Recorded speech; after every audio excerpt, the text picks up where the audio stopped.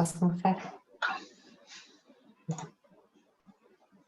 Boa tarde a todos. Em nome da Delegação Portuguesa da PIANC, gostaria de dar as boas-vindas a todos os que estão presentes e muito em especial aos oradores e agradecer-lhes o terem aceito o convite da organização, que foi essencialmente pelo Ventura Soares e o Luís Vasconcelos, dois membros da Delegação Portuguesa da PIANC.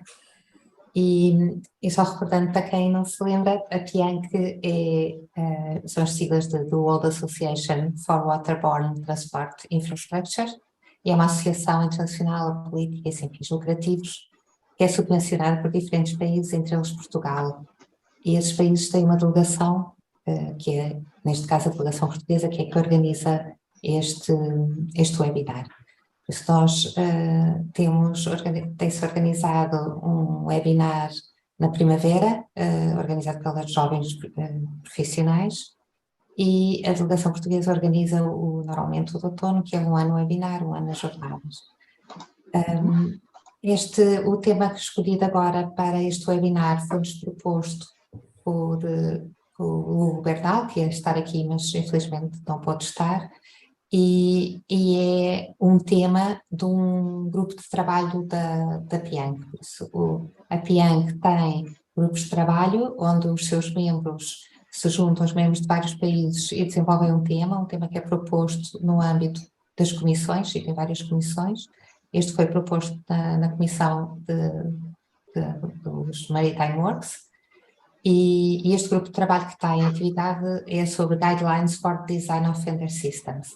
A sugestão foi fazermos um webinar onde se discutisse este tema, e assim de alguma maneira também soubéssemos o que está a ser desenvolvido no grupo de trabalho e contribuíssemos para ele. Este foi o tema, e neste tema temos dois oradores portugueses, a Liliana e o Eduardo Pereira, a Liliana Pinheiro do MEC e Eduardo Pereira da Universidade do Minho, e os restantes são oradores estrangeiros, daí que parte deste webinar seja em inglês. Realmente são pessoas que têm muita experiência e que vão-nos aqui dar a sua experiência. Desde já queria agradecer a todos, também aos estrangeiros, porque I would like to thank the speakers for accepting the invitation, e desejar a todos um bom webinar. Também gostava de vos convidar, para os que ainda não são membros, a ver a nossa página da internet, o www.pianc.pt, e verem as condições e as vantagens de ser sócio e animarem-se a participar também como membros ativos. Qualquer sugestão de novos temas para o webinar que tenham interesse, novas atividades, nós estamos abertos a falar comigo, que sou presidente neste momento da Delegação Portuguesa da PIANC, ou com qualquer membro da delegação ou dos jovens profissionais, que a informação chega-nos e nós teremos todo o gosto em analisar. Também no final do webinar vai ser apresentado os futuros eventos da PIANC, em que esperamos contar com a vossa presença, e para não demorar mais e dar mais tempo aos oradores, vou só lembrar que o programa tem duas partes, uma de dimensionamento e uma de monitorização. Há aqui uma alteração. O primeiro orador vai ser o Marco Gal, e depois é que vai ser a Liliana, e depois o Brent Blankers, e depois há um período de debate em que se pede, como nos webinars anteriores, para porem as questões no chat, e depois vão sendo, por ordem de chegada, vão sendo respondidas até os 15 minutos do debate. Depois teremos a segunda parte, um novo debate, e depois a sessão de encerramento. Contamos encerrar por volta das 7 e pouco, e conto com a ajuda quer dos oradores, quer de todos os assistentes, para seguirmos bem a hora, dado que principalmente os que estão de fora e que vêm dos outros países europeus estão com uma hora mais tarde que a nossa. Lembrando isto, agradeço a todos a presença, principalmente aos oradores, aos organizadores dentro da delegação, e também às pessoas que todas contribuíram, muito especialmente ao IH, que está a tomar conta da parte técnica deste webinar, e também à Rita e à Ana da Universidade de Aveiro, que trataram de toda a parte burocrática e tiveram bastante trabalho e todos os que participaram na divulgação. Por isso desejo-vos um bom webinar e passo a palavra ao Lopes, que vai moderar este webinar. Obrigado, Graça. Portanto, já foi tudo apresentado, não vou perder muito tempo nesta introdução. Portanto, a primeira apresentação que teremos será o Marco Gal. Eu vou passar agora para o inglês e vou fazer uma pequena apresentação do currículo do Marco. So, our first presenter will be Marco Gal. So, he graduated in 1997 at the Rotterdam University of Applied Sciences with a bachelor degree in mechanical engineering. He's been working with funders since 2004, of which the last 15 years with Trelleborg Marine Funders, currently holding the position of Global Technical Director of Marine Funders. He participates at PIANC's Working Group 145 for berthing velocities and Working Group 211 fender design. So please, Mark will be showing us, presenting an approach to quality control. Please, Marco, please, you have the floor. Have 15 minutes. Please try to keep on the schedule and let's hear what he has to share with us. Thank you. Thank you, Hugo, for introducing me. Let me share my screen.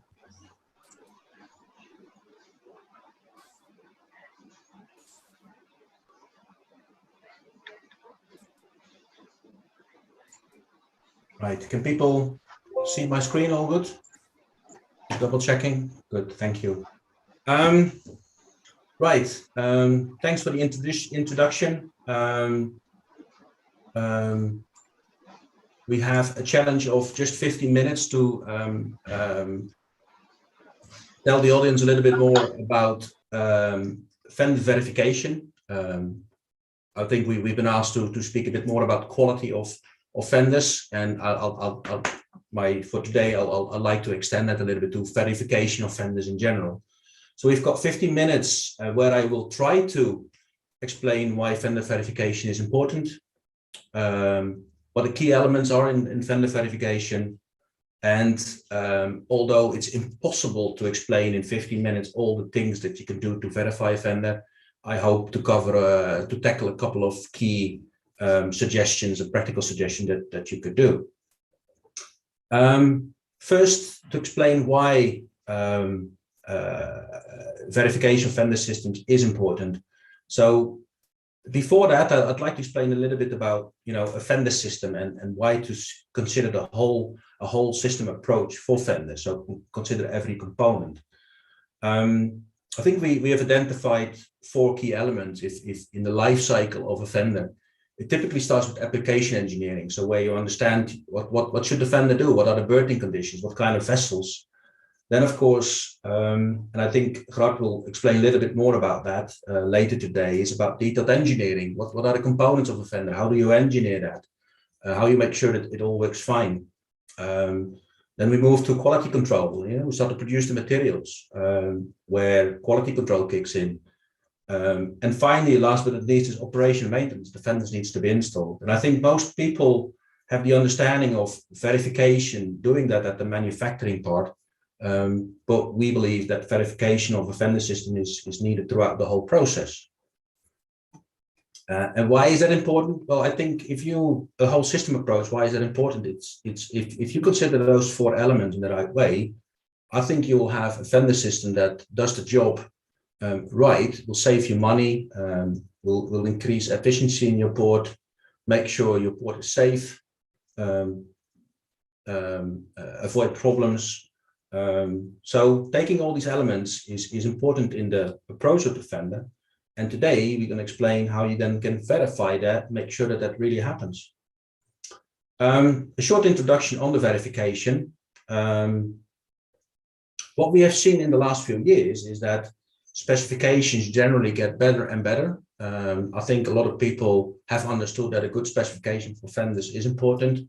However, what we do see is that once a fender specification comes out, people think, job done, it's safe, we have a good specification, and now we can expect a good fender. And I think that's a misperception. So verifying the system, make sure that it truly meets specification is important. And a couple of examples where we've seen that a couple of years ago, we've seen a project in Israel. The pictures, by the way, illustrative. It's not from that project, but we were seeing a design which was qualified as per PIANC, with the plate thicknesses like 9 or 8 or 10 millimeters.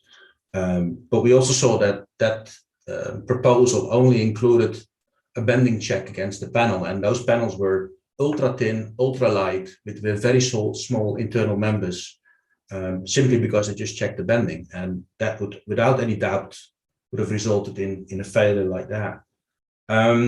We've seen a project in Poland recently where quite new brand fenders, they started to not work as intended. And after investigation, where the client took the fenders and brought it to an independent test press, they found that the performance was significantly less than all of the documents, even third-party certifications, were claiming. And last but not least, there was recently a supplier that was found by their local government that they have been manipulating fender performance data for many years. I'm not going to share the supplier's name. They're not here today in any case, but if you Google on the internet, you probably can find who that was. So their management has actually raised an internal report finding that the operators of the factories just passing fenders for many years which shouldn't have passed. So that's the practical of industry, and that's why I think people that want to make sure that fenders really work well in their own port have the need to verify what they're getting. So I mentioned those 4 key elements in the process, and we suggest that verification happens throughout the whole process. So during the application engineering, when the fender is being selected, during the detailed design, when the fender manufacturer makes a design, during quality control, during production, and finally at installation. A couple of practical examples to that. So in application engineering, typically that's not the responsibility with the manufacturer. Obviously, the consultants hired to do that. I think there's a role as a port authority to make sure, what they come up with as a design, whether it's the fender supplier or not, that is verified. Make sure that they have understood your requirements. Make sure that they applied the conditions right. So, for example, a fender system in Dubai will work differently than in the north of Norway, and people should consider that. That's something you need to verify. Detailed engineering needs to be verified. I'll come back on that a bit later. Same as manufacturing installation. But for all these, I have a little bit more detail in the next couple of slides. So for application engineering, as I said, I'm not going to say much about that. I think what I recommend port authorities and people and designers to verify is that there is a good specification. Make sure that a specification covers all the relevant points. So what I mentioned earlier is the energy calculator corrected? Is the fender selected rightfully? Again, a fender in tough conditions, in exposed conditions in an Australian jetty have a very different circumstance than a sheltered port operation in Rotterdam. So these things need to be considered, and that's I think the job of the consultant, but all the stakeholders in the process. At detailed engineering, I think there are 3 steps there to verify. So when you receive a submission from a vendor supplier, I think the first thing you need to verify is in their calculations for the panel, do they really implement the specifications? Have they considered the right vessels, the right impact levels? Is the Eurocode 3 applied on the calculations? Are the temperatures correctly implemented? Finally, from all that information, the vendor supplier should define load cases. So what kind of forces will act on the panel? And maybe later today, Grot might explain a little bit more about this.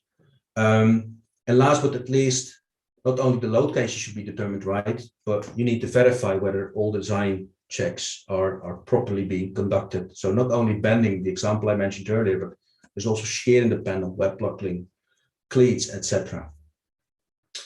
Then the more obvious part, manufacturing verification.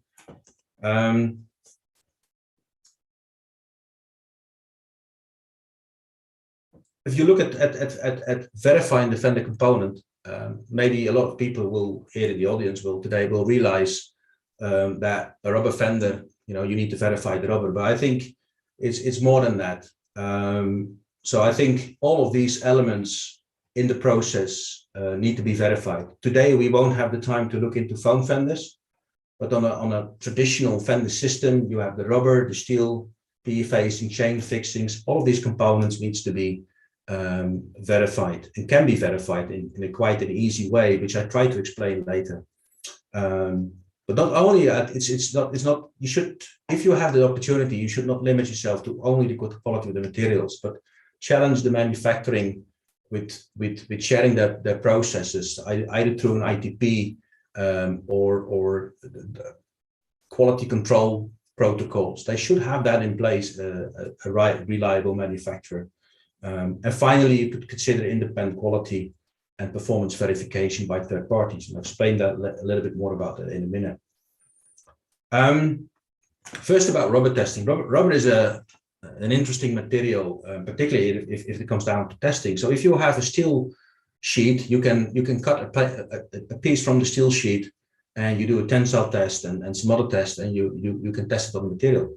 With rubber, it's a lot more hocus pocus, to be honest. Obviously, people that have been working with fenders probably have experience with getting a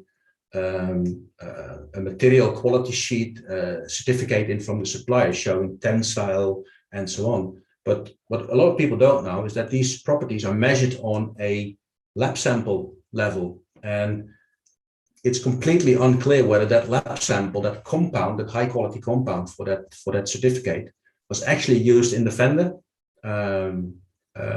So guarantees with a certificate stating that there's high quality material being used are not there. A way to do that is with the TGA traceability testing. So what you do is you take samples from the compound that are being tested for the properties, and with the properties test, you also take a TGA from those samples. And the advantage of a TGA test is that from the actual fender, you can take a slight plot from the body or the flange or whatever you want, and also do the TGA. And if the TGA on the high quality sample matches the TGA from the fender, then the likelihood that the high quality compound was used for your fender increases dramatically. So that's the mechanical properties, which is linked to the chemical composition. And then last but not least, one of the most important reasons why you buy a fenders is to have a product that absorbs energy. And energy is a fairly simple thing to manipulate in the test press. And I think with the examples I showed earlier, it is unfortunately proven that not everybody takes their job as serious. And unfortunately, manipulation of fender performance data has been more common than incidents. So at the same time, it's not that difficult to verify the performance of a fender and make sure that the performance is right. Also, it's good to bear in mind is the velocity correction factors. Some of you that are a bit more experienced with fenders might know that fenders are published at CV, at a slow speed compression, whilst catalogs are published at RPD, high speed compression. And there can be a significant performance difference between those two, called the velocity factor. And yeah, it's a way to play with numbers, and it's good that you're aware of what the actual velocity factors are. Independent testing of fenders, I think we see a very positive trend that there are more and more facilities able to test fenders. So, for example, in Korea, there is a company called KTR, which is linked to the government. The government founded that organization because also in Korea, the government discovered that quite a lot of the fenders are actually not meeting the requirements. So that's why the government now has a process in place to test most of the fenders that are being supplied. In Italy, there's a facility to to do testing of fenders. Currently, they are still a little bit limited in size. At the same time, they can do testing at high speed, R&D type of testing with shear and deflection, high frequency testing, and so on. There's a press available in the US, Lehigh, and the latest trend is companies with a mobile kit, so where they come with a small device, they put it in the press between the fender and the jig, and they can independently measure the performance independently from the manufacturer. So there's no chance to manipulate any data, and you're sure that what you get out of it is actually being delivered. Then a little bit about fender panel. I think fender panel is much more of a commodity than rubber. I think probably most of the engineers here had steel during their education as mechanical engineer or even as a civil engineer, whilst rubber is a bit of an unknown area for most of us. At the same time, I think being in Europe, I find it important that the panels are being manufactured according to the European standards, the Inter 19 being followed, that weld inspections are being done, that people push the manufacturer with all the quality documentations like ITPs, weld procedures, and so on. Also, last but not least, make sure that the manufacturer has a dedicated high-level paint shop, because you can buy the best paint in the world, but if you don't apply it correctly, it will for sure end up in a drama. With regards to ultra-high molecular weight PE, it's a small component in the fender system. At the same time, it's the interface between the vessel and the fender, and an item that wears and tears most. And you can see a dramatic difference in a high quality ultra-high molecular PE and a low quality. And it's quite simple to, if you order fender systems, to order a couple of spare PE pads and take a pad randomly and send it to a lab. And it's not difficult to test the wear, coefficient of friction, Sharpie impact strengths. These are all functional aspects the fender needs, those requirements. And other than that, you can also test MFI and density. They're not necessarily relevant for the performance of the PE, but they're excellent quality indicators. So if you test those, the density, whether it's high or low for your application, doesn't matter, but a certain density indicates the quality of the material. Last but not least, if you look at materials, also the components are critical. You don't want chains to snap because they're not really meeting the minimum brake load testing. So there's a couple of simple things to do. Tests can come with a brake load certificate. It's fairly easy to check the galvanization thickness. You can even do that yourself when the fenders are being supplied. Then the last step in the process, the fender gets supplied and delivered. And I think it's good that knowledgeable people do a commissioning. Typically fender suppliers can do that, or maybe you're a consultant, or even do it yourself, and double check whether the installation has been done correctly. Key elements are make sure that the fender chains are being tensioned and installed correctly. Often it happens that during installation, some of the paint gets damaged. Well, if the fender is still brand new, it's a fairly easy job to touch up the paint, and that will help you to let the fender last much longer than if you just let it corrode right from the beginning. So typically, the fender suppliers have their handling, installation, storage manuals available that provide guidance on how to do this kind of commissioning.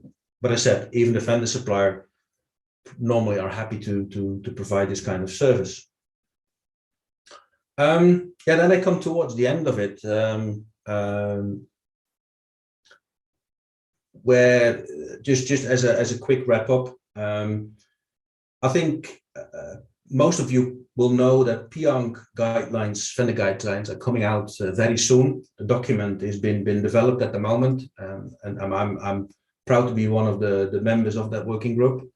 I expect mid next year that the document will be launched.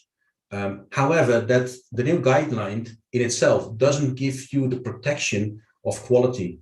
So I think the document is a major improvement compared to the current document in terms of testing guidelines, but it's still a guideline. So if you, as an end user or a designer, if you don't specify the exact testing, PIANC will not do this.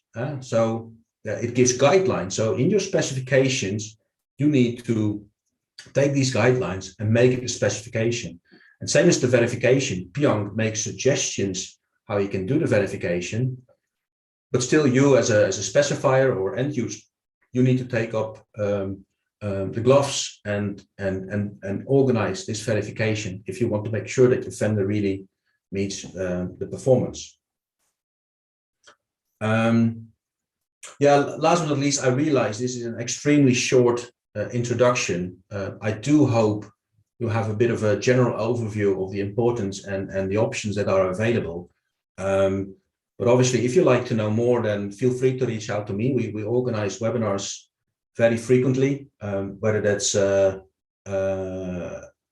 whole system approach to marine vendors, whether you want to go more in depth about vendor verification. I think we can already speak an hour about vendor panel quality verification if we want, or same as for the rubbers. But if you would like to know more, then please feel free to reach out, and I'm sure we can organize something. So thank you for listening. Unfortunately, due to private circumstances, I need to leave, so I'm not available for the question and answering session. But I think you can get hold of my contact details through the organization. So if you have any questions, just drop me an email and reach out to me. So that is what I had to share in 50 minutes, Hugo. So thank you very much, Marco. Thank you very much. Very interesting presentation. Thank you so much. I'm sure that a lot of questions will pop up, and if not for any other reason, we will reach out to you by email. Those, I would say, the most important or most relevant questions that may come out on the question and answer timeline. Okay, so thank you again very much, and we will move forward to the second speaker. We will move to Liliana Pinheiro. So Liliana Pinheiro is assistant researcher at LNEC. She will talk about physical and numerical modeling of ship impact on fenders. So she has a degree in civil engineering from the University of Coimbra, a master and a PhD in mechanical engineering from the Technical University of Lisbon, and as areas of interest and research, she has maritime hydraulic and coastal engineering, computational fluid dynamics, numerical and experimental modeling, moored ships, wave propagation, generation of computational meshes. These are the main, I would say, the main themes that she usually addresses. So please, Liliana, if you have the opportunity, please start sharing your presentation, and I will pass you right by the word to you. And you have 15 minutes, as you know, so please take the floor. Thank you very much.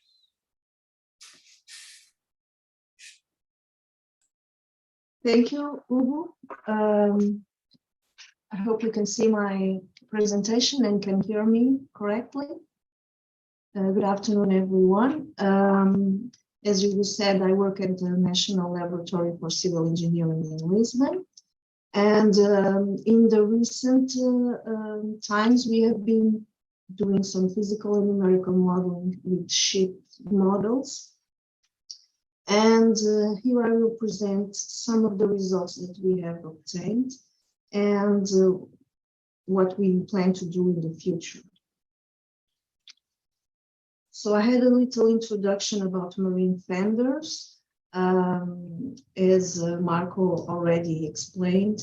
So this first part will be a little bit faster. We have different types of fenders: standard rubber fenders, pneumatic fenders, foam fenders, and steel panel cells that are the most recent ones. They all serve the purpose of absorbing the impact energy of ships when they are docking.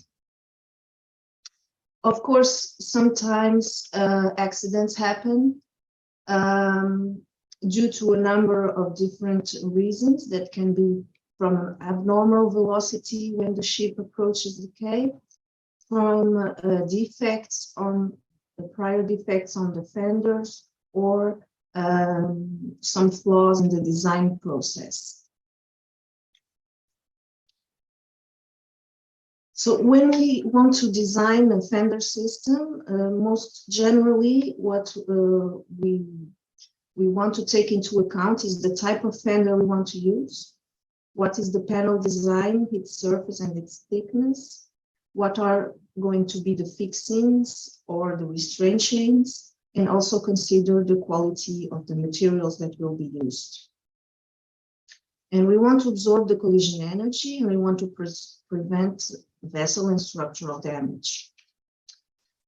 And we need to consider also all the marine conditions on the site. So the site location, the depth, the local temperature range and the weather on the site, the wind velocities that typically are there, the tidal range and the wave heights that may be expected, the type of the berthing structure, type of ships that will berth, and the velocities and directions of the ship when berthing. Also, the exposure of the harbor basin is important, and if there is available docking assistance. So we need to consider all this before we start designing the fender system. The most common berthing type is the side berthing, and typically the velocities of approach are between 100 and 300 millimeters per second. So there are a number of standards and guidelines that we can resort, like the Spanish recommendations from Maritime and Harbour Works, the British Standard Code of Practice, and also recommendations from a number of associations like PIANC, PIANC report from working groups, and also the International Oil Companies Forum. All of these standards and regulations, or most of them, will follow the same procedure, which is to determine the kinetic energy of the ship when impacting the fender. And this is made by applying the energy equation, mass times square velocity, and then we have a number of coefficients that will take into account a number of physical processes. So we have to take into account, of course, the hydrodynamic of the mass of the ship, the eccentricity of the impact, the softness coefficient, and then a number of coefficients that will reflect all those parameters that I said in the past slides. And then to take into account other factors that are very hard to quantify, we use a graph that will give us an expected berthing velocity according to the displacement of the ship, and how easy it is to berth in that spot, how sheltered is the basin or exposed, and if we have good berthing conditions or not. The most common lines that are chosen are usually line B and C. So we consider either a difficult berthing in a sheltered area or an easy berthing in an exposed area. Of course, the line A, easy berthing with the sheltered, should be used with much caution because will not be on the safety side, of course. So what we did here in WNEC was physical experiments with the ship model with a scale to 1 to 100 of a tanker. this model was lended to us by the Centec of the Technical University of Lisbon. We installed force sensors that recorded the force of the impact of the ship. To measure the motions of the ship, we used a multi-camera motion capture system that consists of 4 video cameras and a set of targets on the ship. And this system allows us to record the 6 degrees of freedom of the ship with a 50 Hertz sample rate. So we did a lot of test cases. We loaded the ship to simulate a fully loaded, half-loaded, 3/4 loaded, and a ballast ship. So here we have a video of the testing. So we have a lab technician that will push the ship towards the defenses. We have the camera system recording the motions, and then we have the forces on the impact on all the 4 defenses. So this is a typical file that comes from these experiments. We have the motions, we have the force impacts, and we have the ship's angle of approach and the velocity. And this is a file with the 10 different impacts.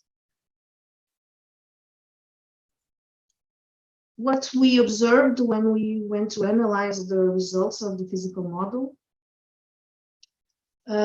was that the first impact of the ship occurred in one of the defenses, normally D1, but sometimes also D4.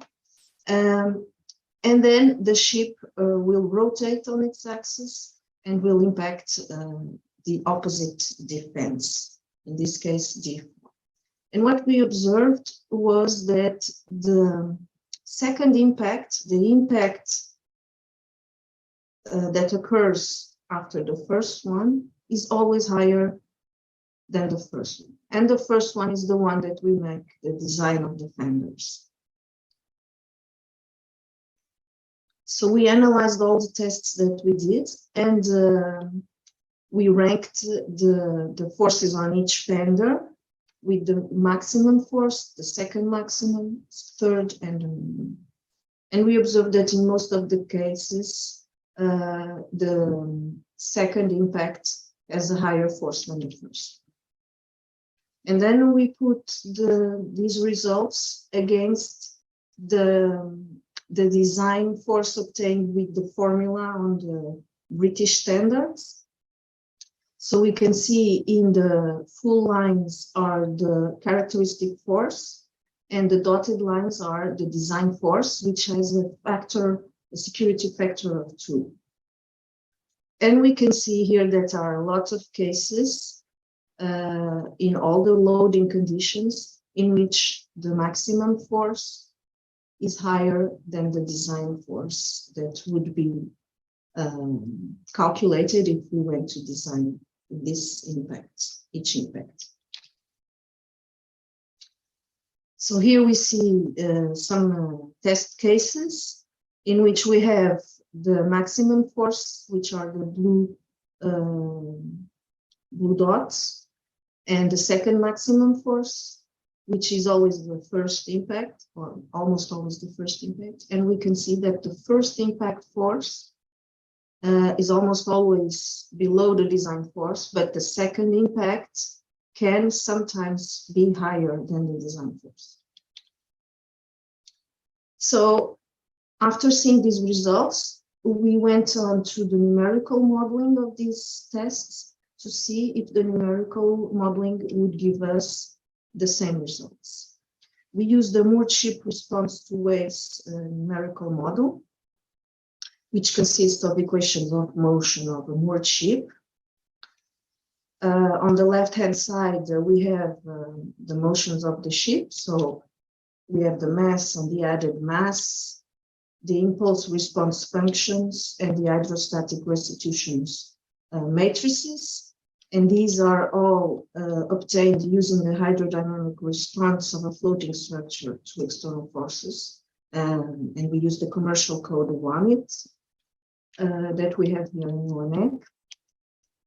And on the right-hand side, we have the external forces. We have the forces due to waves, forces due to mooring lines and fenders, and then we have forces due to wind and currents.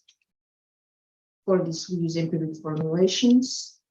For this specific case, we don't have waves, we don't have mooring lines, and we don't have wind or currents. We only have the external force applied by in this case, by the technician. Here in the green, we have the results of the system of equations, which consists of the ship's movements and the forces on the fenders.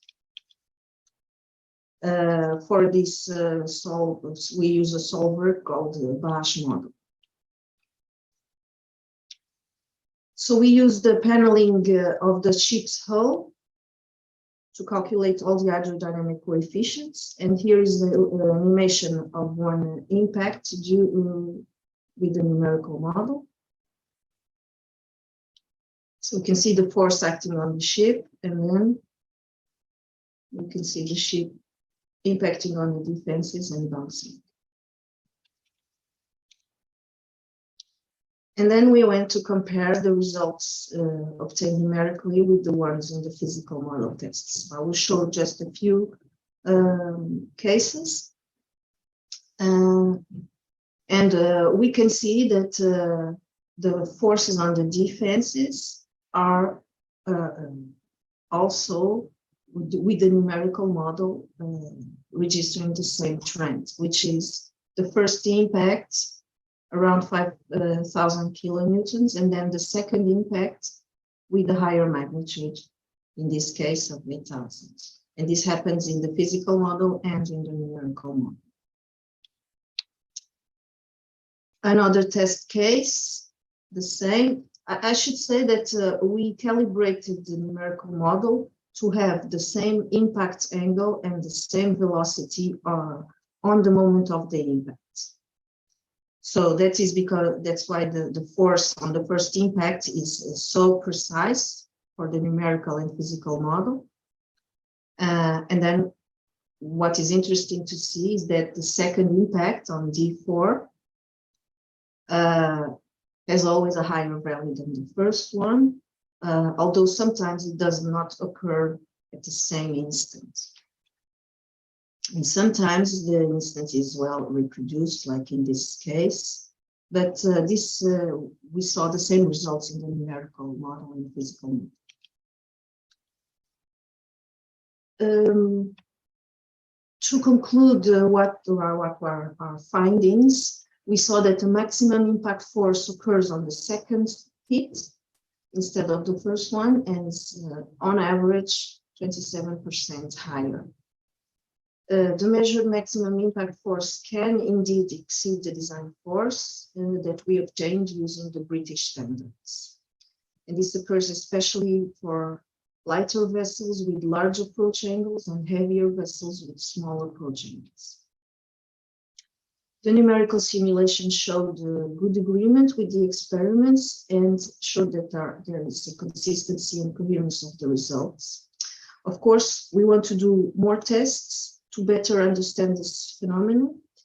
And we want to test with smaller docking speeds because we did not have the opportunity to test with very, very small docking speeds.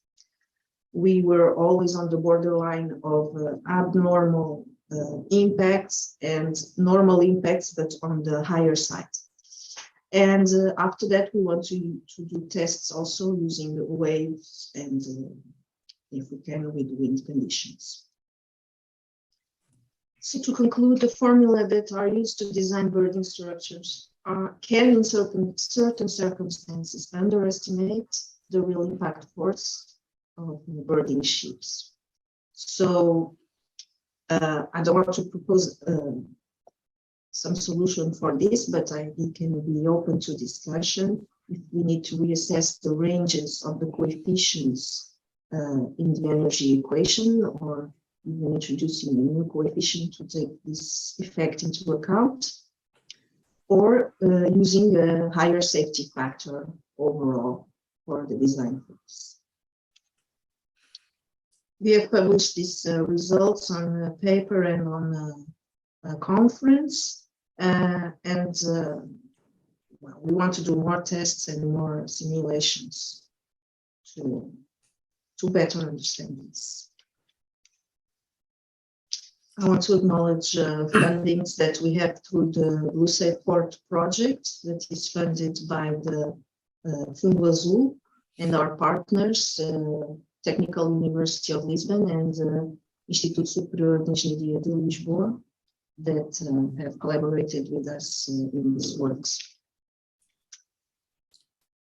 Thank you for your attention, and be open to questions afterwards. So thank you, Liliana. Very interesting presentation. Stick with the time, so everything was perfect. So please, I would ask everyone to just write your own questions afterwards in the chat, so that on the last part of this session we can share and try to answer partially or totally the questions that you may raise. We will move forward to Gert Lankers, and I am sorry for my accent. Maybe I'm not pronouncing well. It's from Shibata Fender team. He has over 20 years of experience in engineering and was a lead engineer of numerous maritime and infrastructural projects. He has a master and bachelor degree in civil engineering with a specialization in maritime structures. He started his career in the design department of Dutch consultants and contractors, and since 2013 he's active in the Fender industry, first as a maritime engineer and currently as a lead engineering at the Shibata Fender team group. He's here to present a little bit more about Fenders, of course. So the original title was a little bit adjusted, I believe. So we had here criteria to Fender selection, but Jaak is just going to present us what is the real title of the presentation, and we are looking forward to hear from you. So please, Jaak, take the floor, and you have 15 minutes. Thank you again. Yes, thank you, Hugo. Let me try to share the screen. Get things started. I'm not really sure it's working. I see screen.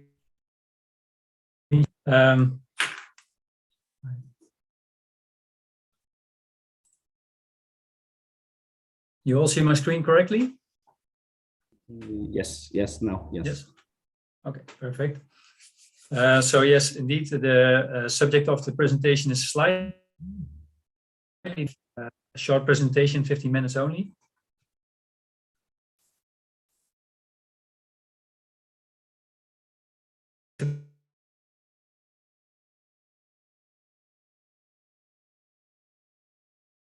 I believe we lost Gert. Oh no, he's here. So we just lost the sharing of the presentation. So please, you have to share again, please. Gert, can you please share?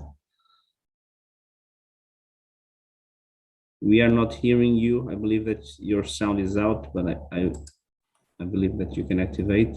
Okay. Let's try again. So this is the magic of digital presentations.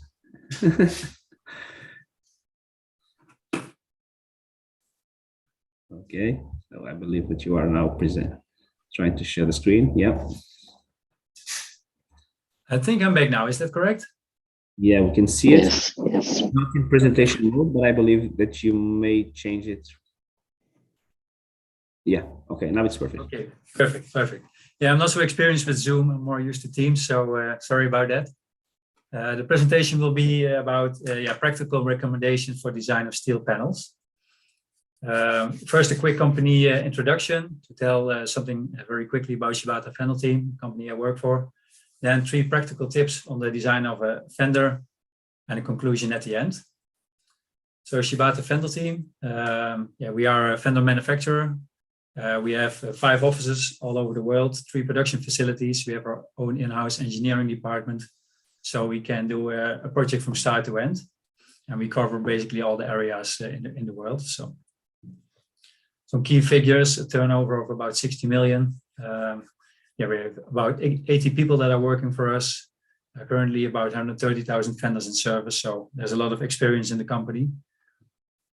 We have, of course, all the ISO certificates and everything you would need, but yeah, I'm a civil engineer, so I would rather jump directly to the practical recommendations and tell you a little bit more about vendor design.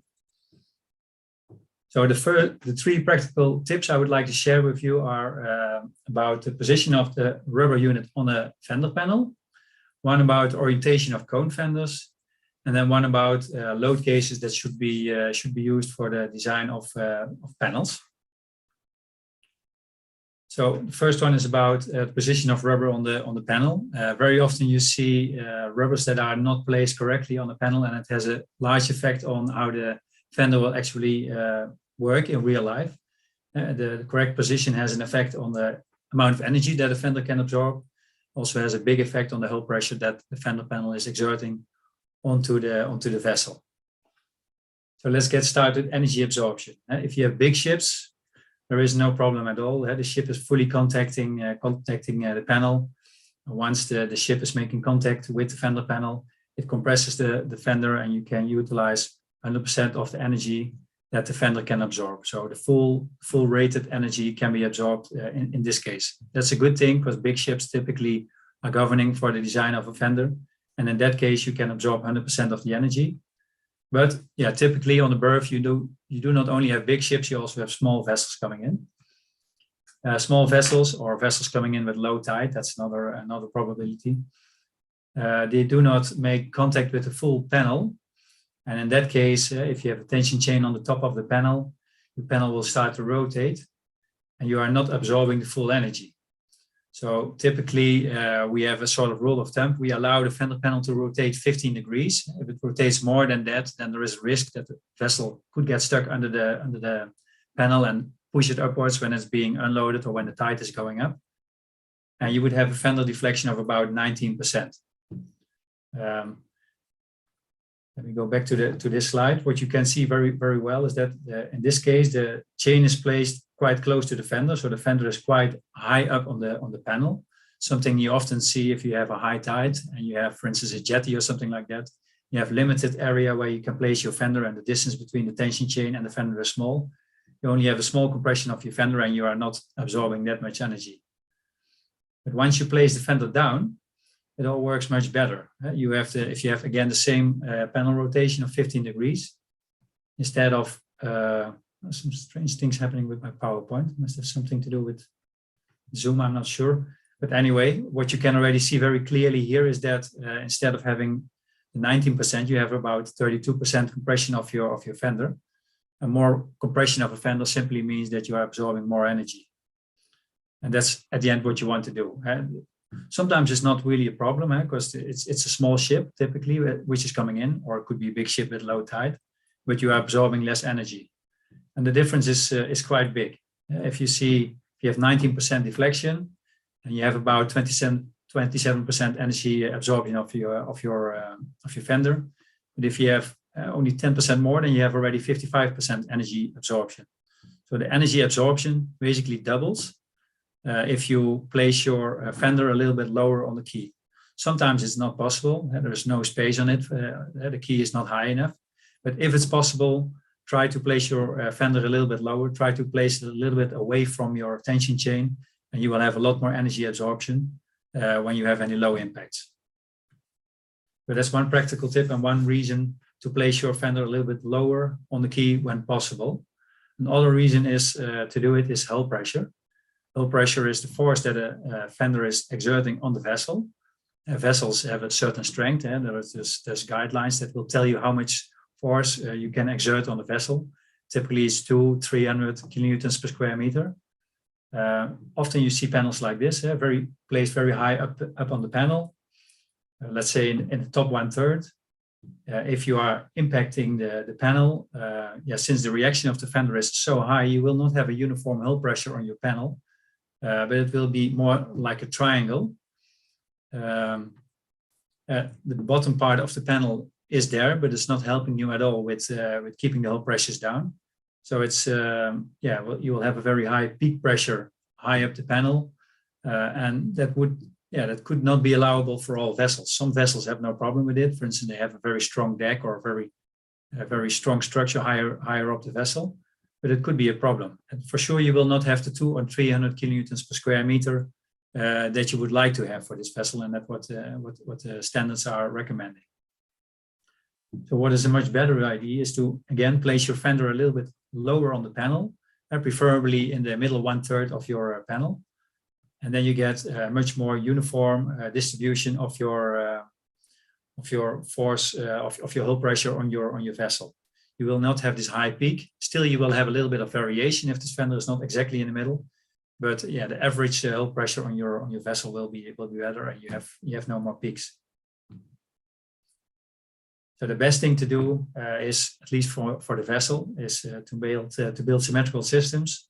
And of course, you can do that in 2 ways. So you can do it with one fender placed exactly in the middle, or 2 fenders where, let's say, the symmetry, the middle line of these 2 fenders is again on the middle of the panel, and then you will have a uniform hull pressure distribution, which is of course very favorable for the vessels. And very often it's even a strict requirement if you have LNG ships or oil tankers or something like that.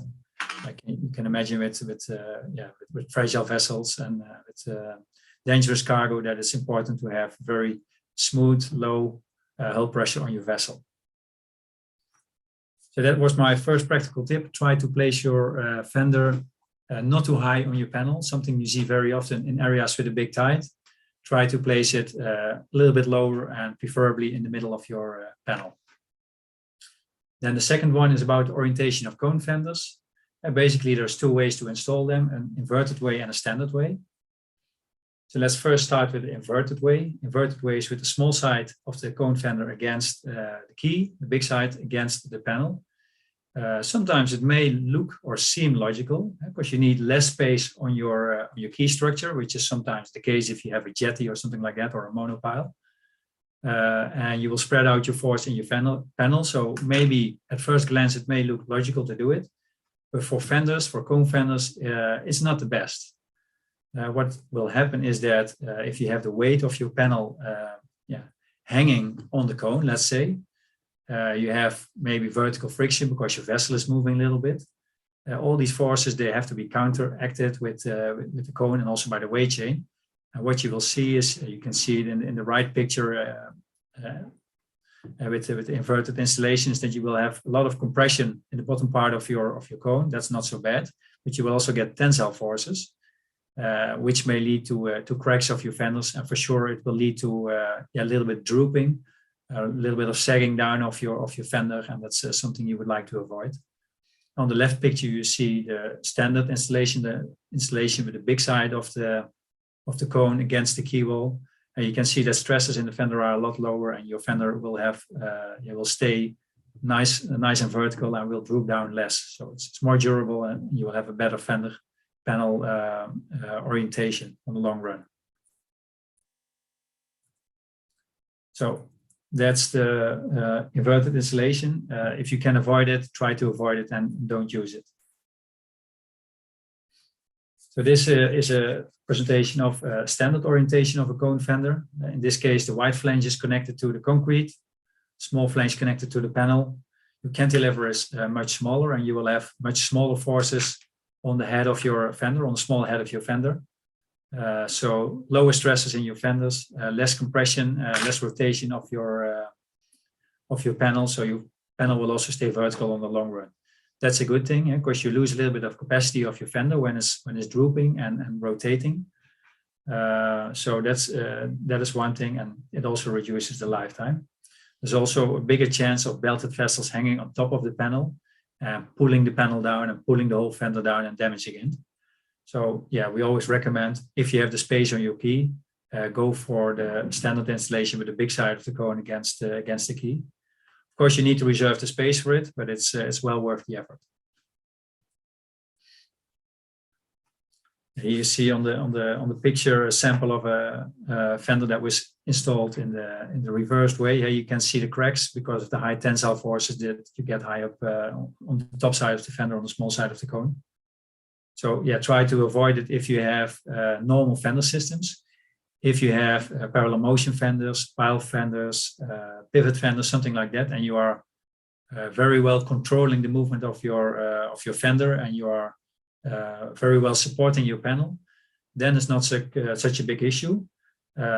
It's very well possible even, but if you have a conventional fender system, try not to do it.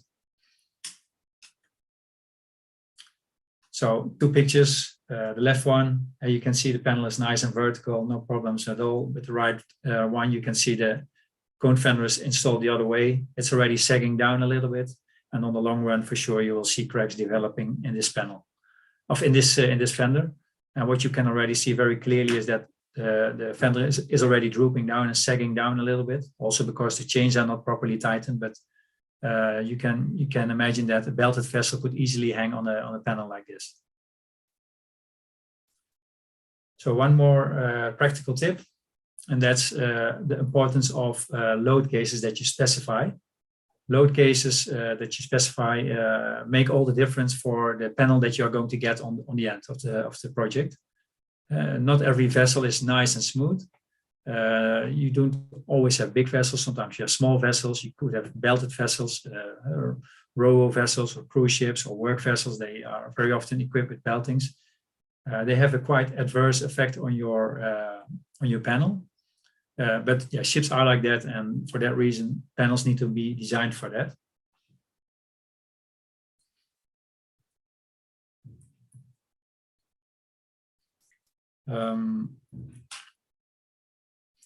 So if you want to design your ship for that, your panel for that, you have to consider that the forces in your panel are really quite different depending on the type of vessel. First, you see here, when you have a low impact, sorry, I was going a bit too fast. First, I should go for this one. If you have a flat ship, like a tanker or bulk carrier or anything like that, you have quite nice and evenly distributed pressure on your panel. And typically you get quite low bending moments in your panel. But if you have a smaller ship coming in, or a barge or something like this, then you get a low contact. So you will have a line load on your panel. The force diagram would look more or less like this. No uniform hull pressure anymore, but point loads, line loads on the panel, and your bending moments, they get quite a lot bigger than when you have this uniform hull pressure. So it's a small ship, for instance, coming in, but it could mean that your forces in your panel are much bigger than when a big vessel is coming in and having this uniform hull pressure over the full height of the panel. And another case to consider, and that's the most adverse load case that you could have for a panel, that would be belting contact. If you have belting contact, a belt can impact on a high level or on a low level, but it would at least mean that you have line loads on extreme ends of your panel, leading to very big bending moments. And these bending moments, you have to be handled by the panel.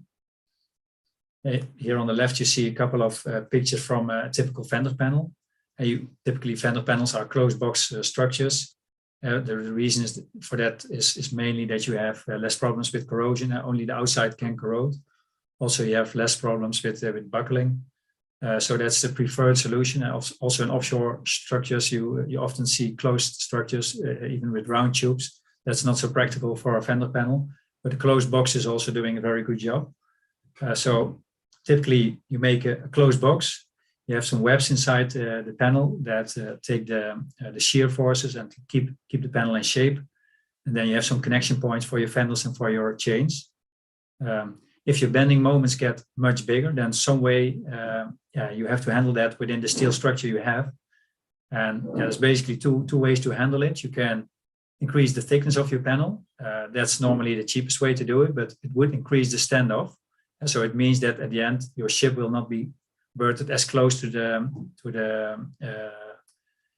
facade of your quay as when you have a thin panel. So sometimes that's not allowed because the crane capacity is not enough to reach out that far.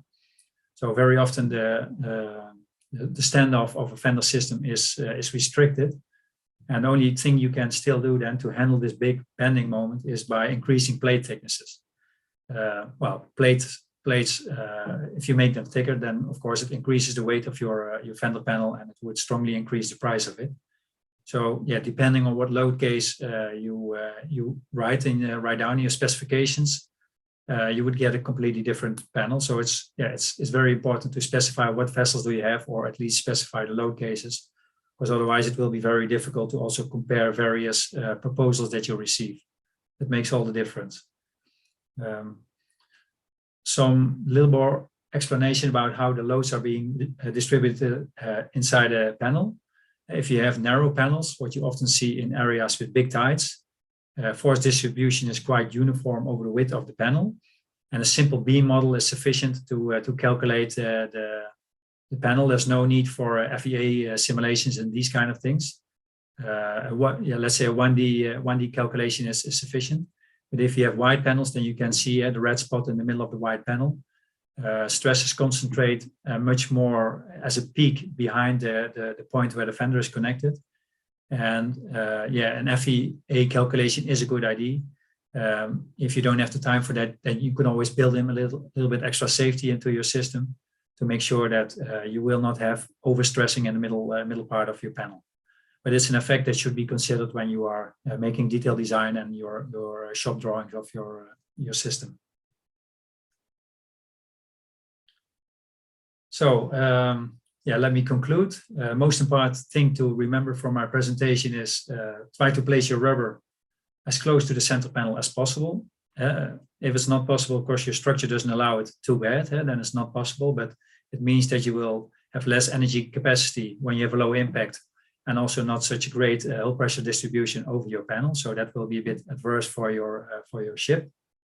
When you have cone fenders, and you have conventional fender systems, not a parallel motion or pile fender, try to place it with the large side against the key. It will give you a longer lifetime of your fender. And less droop, so your fender panel will also stay more vertical, so you have more fender capacity on the long run.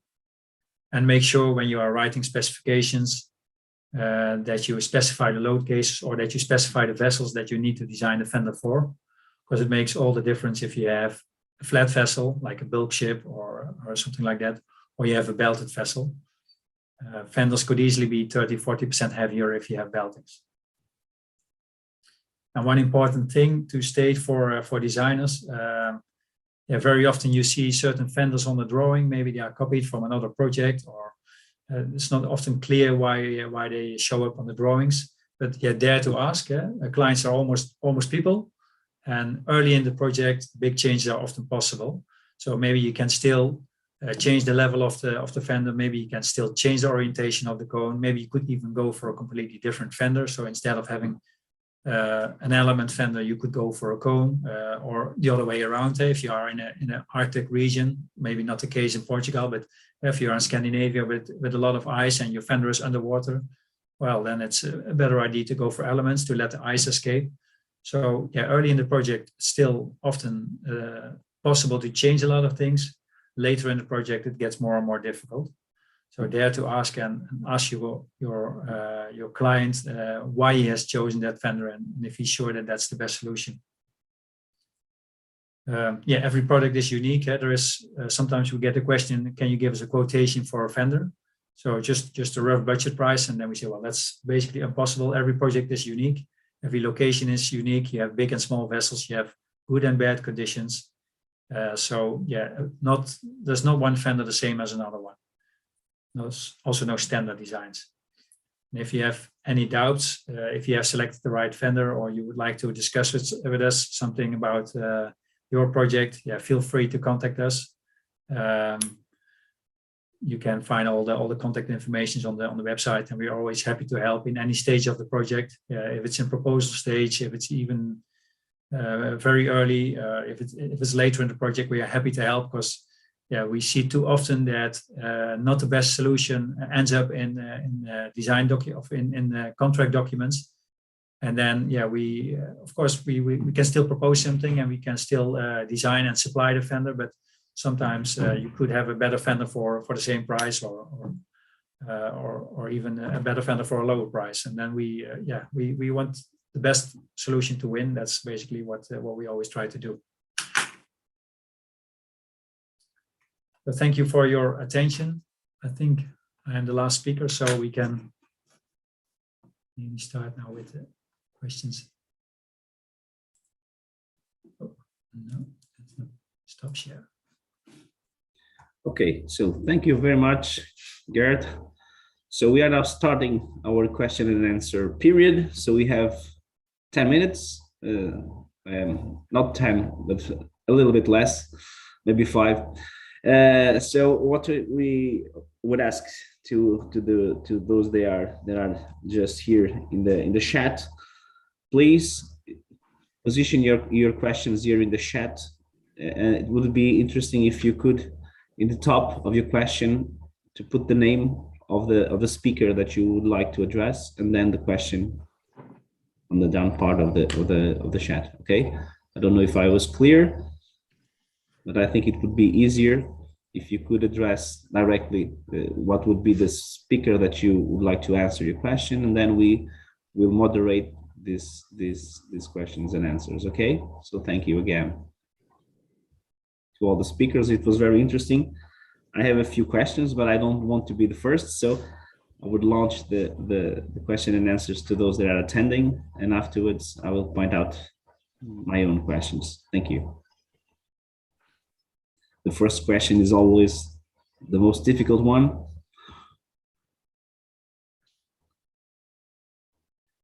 Anyone wants to launch the first one? Well, I'm tempted to launch a first question. Maybe I do that. Okay, so I would put the first question to Liliana. I have a few things. I have some challenging question, and the first challenging question is: can we live without physical modeling, in your opinion?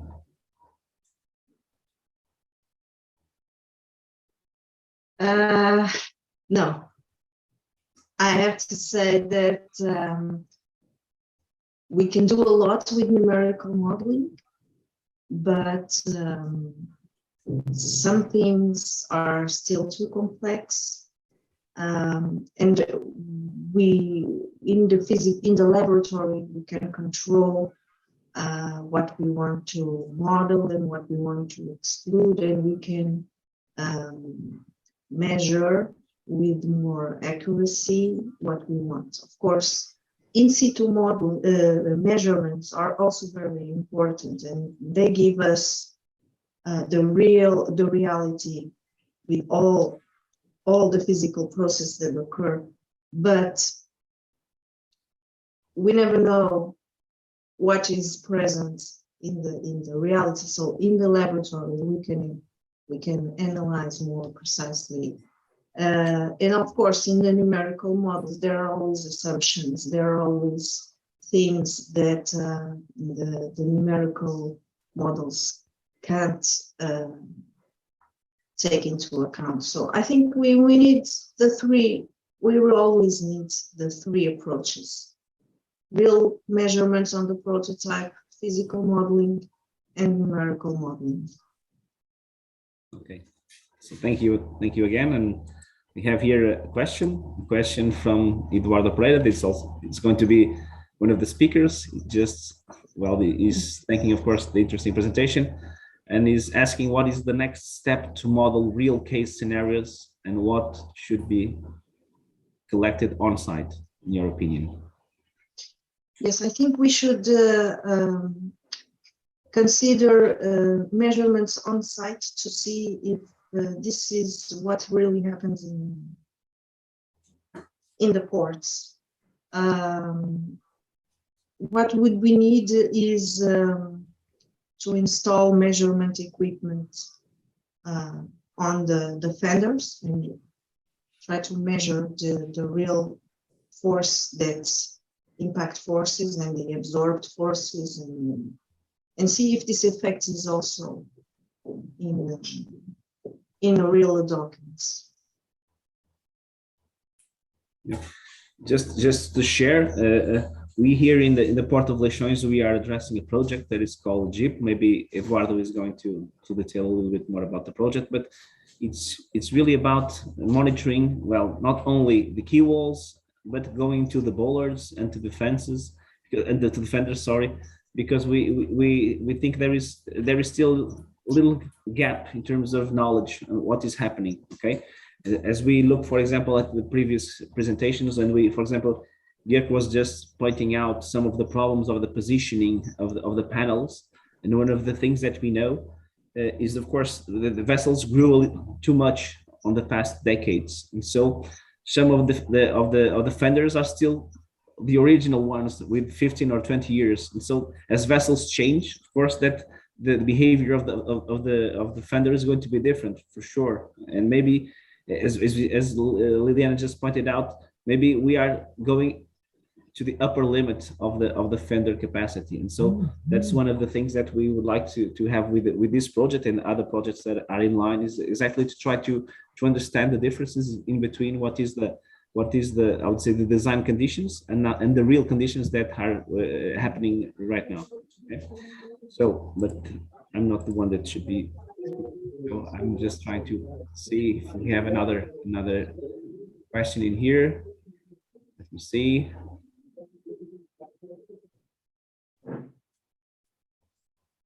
He's asking is there any experience in instrumentation of fenders, and which variables do you think should be considered? This question is for Gert Blankers. I don't know if you understood the question. So do you have any experience in instrumentation of fenders, and which are the variables that you think should be considered on that instrumentation? It's something that popped up in a brainstorm we had a while ago in the engineering department as well. Because we have smart bollards now in some parts being installed, measuring all the time forces in mooring lines, and yeah, well, you get a lot of knowledge from that. And then we were thinking, well, if there's smart bollards, maybe it's about time for smart fenders as well. So fenders that are constantly monitoring the forces, the displacements.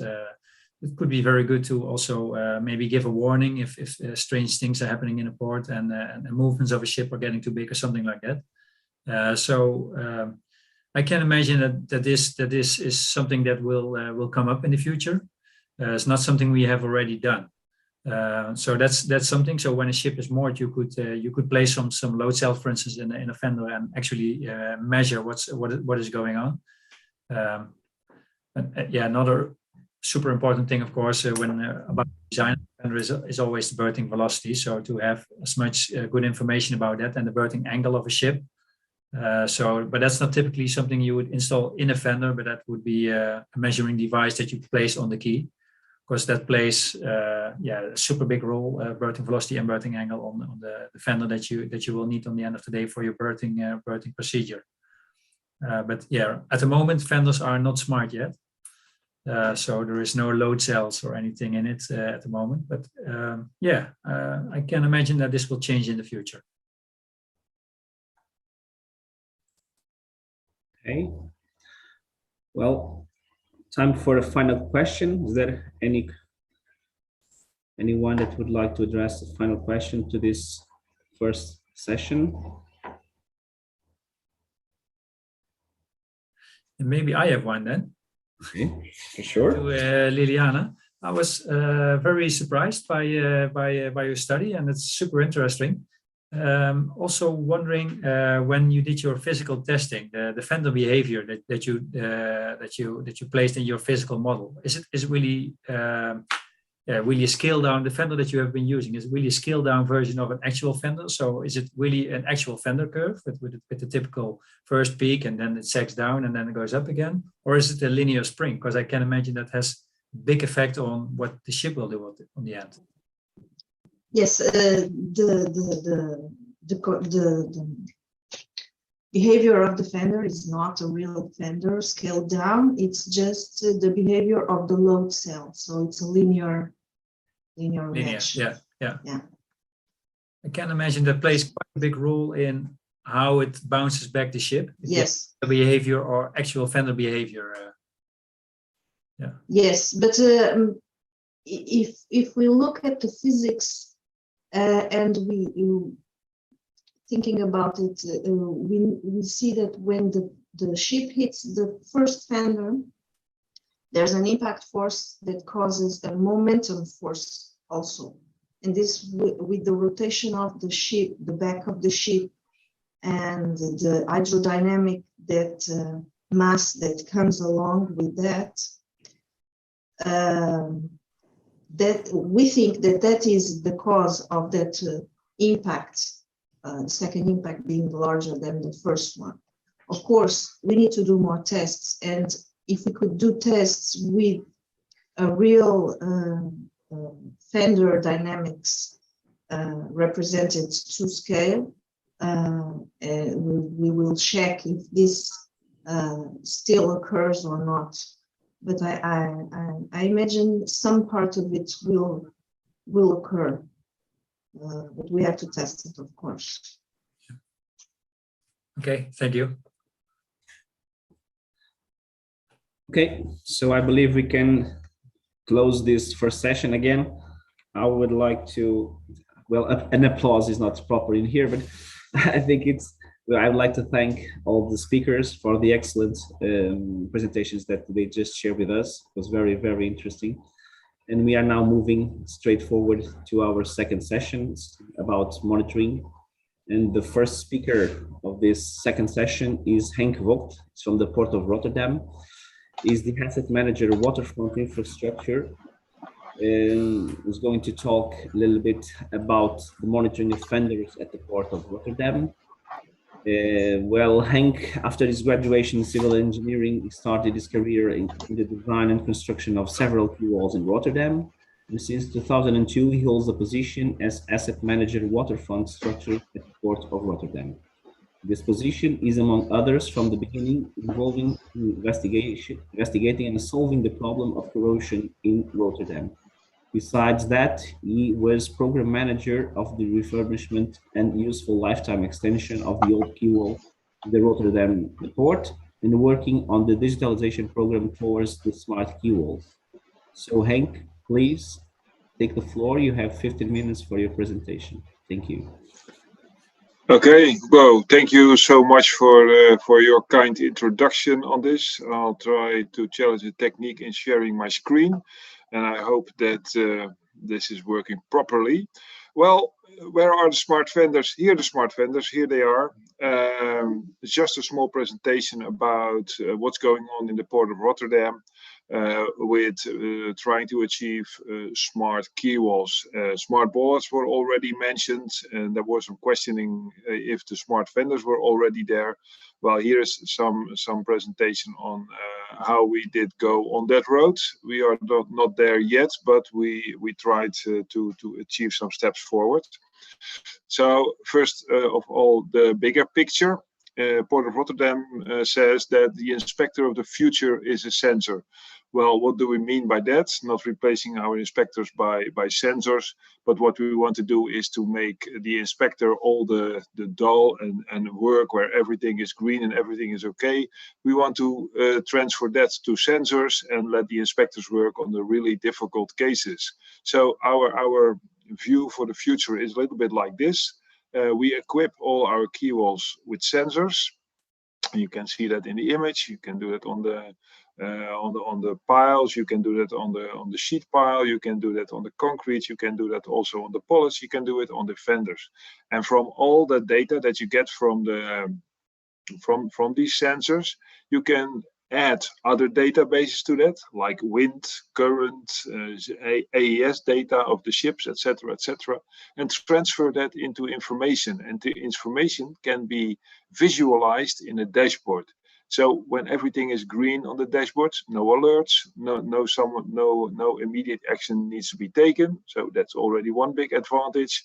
And the other one is from the real-time data, you get a lot of historical data, and data from today is the real data. Data from yesterday is historical data. And once you have enough historical data, it will be very easy to, or it will be possible, let's say it properly, it will be possible to make models that predict the future based on the experience that you have in the past. So this is our view from for the future, and we are already working on that on some aspects. So what will we achieve with our smart key walls? Well, of course, the bigger picture in that is that we want to improve vessel throughput, we want to extend asset life, and of course we want to optimize maintenance schedules, also often referred to as just-in-time maintenance, not too early, not too late. So that's why all our new key walls are equipped with all kinds of sensors, and within the topic of this webinar, I will focus a little bit more on what we call the smart fender. So what we try to achieve with a smart fender, because the first one is very, very logical.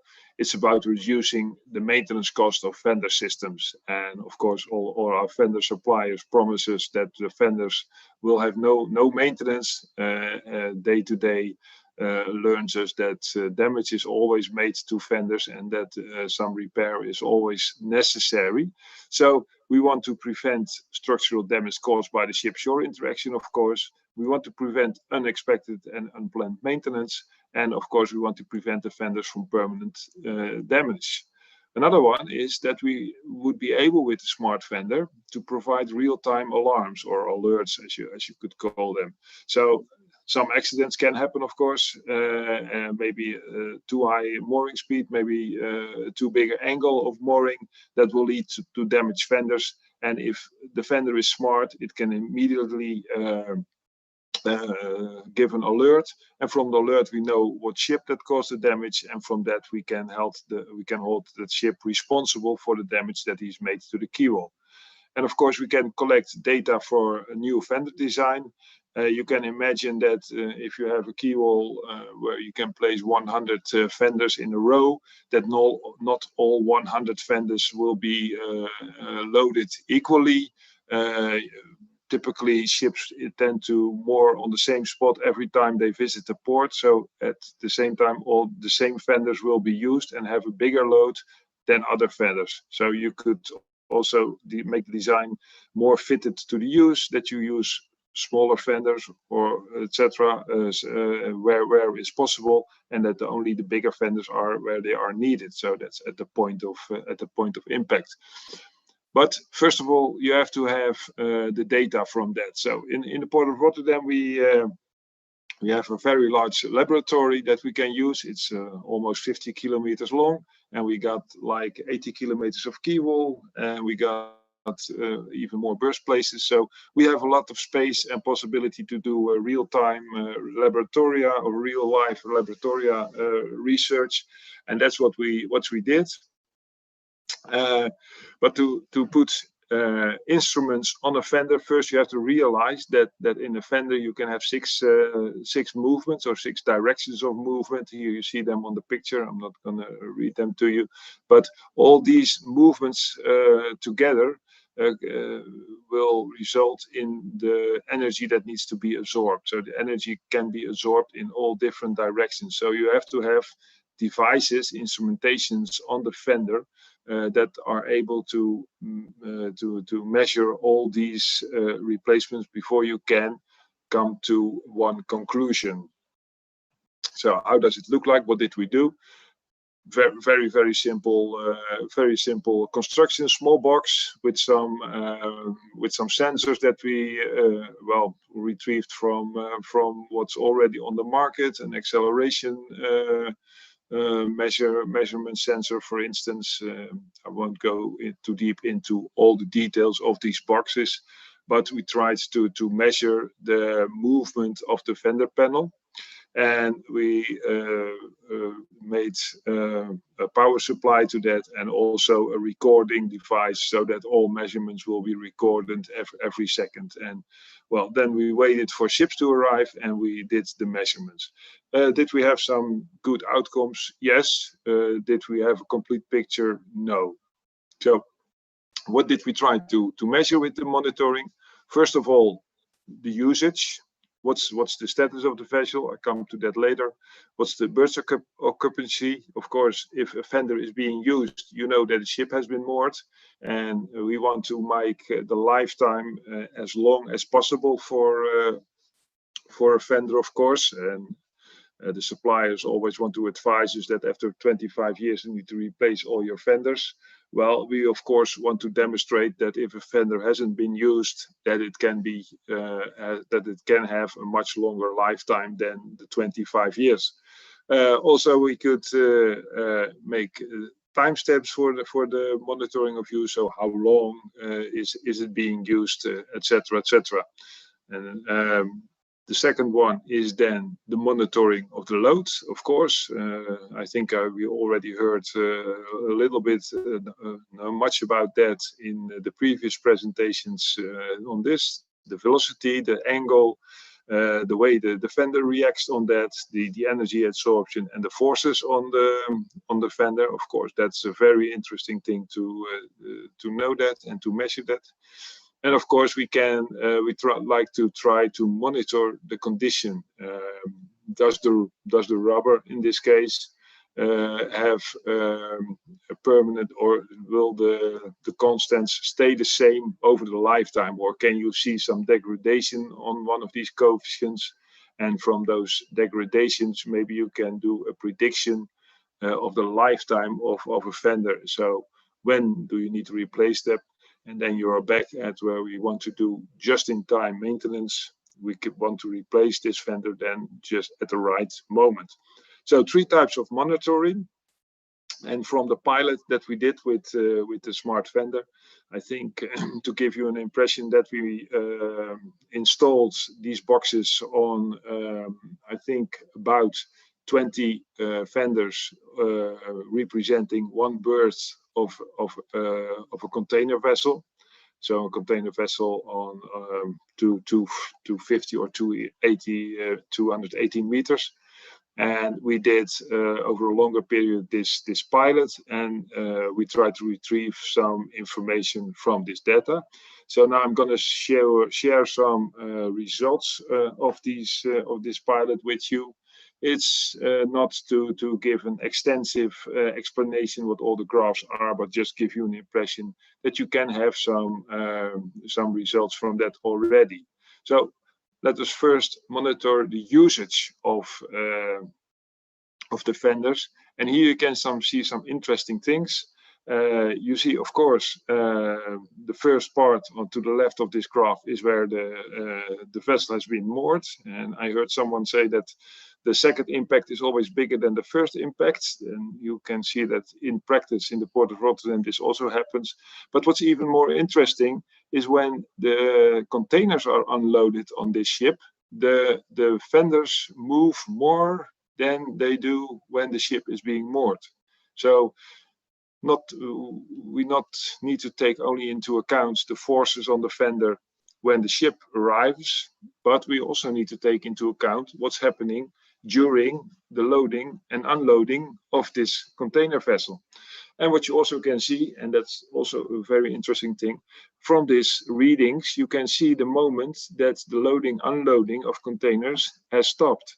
And in a port where it's very busy, like the Port of Rotterdam, every hour that a ship is too long on its berth, it's costing money. So if the sensor in the fender already detects that the loading and unloading has stopped, it can give a trigger to the pilots or to someone else that, okay, come on, this ship can go now. So this is monitoring the usage is very interesting. You can read from this how long a ship has been berthed. You can see that below on the timestamp.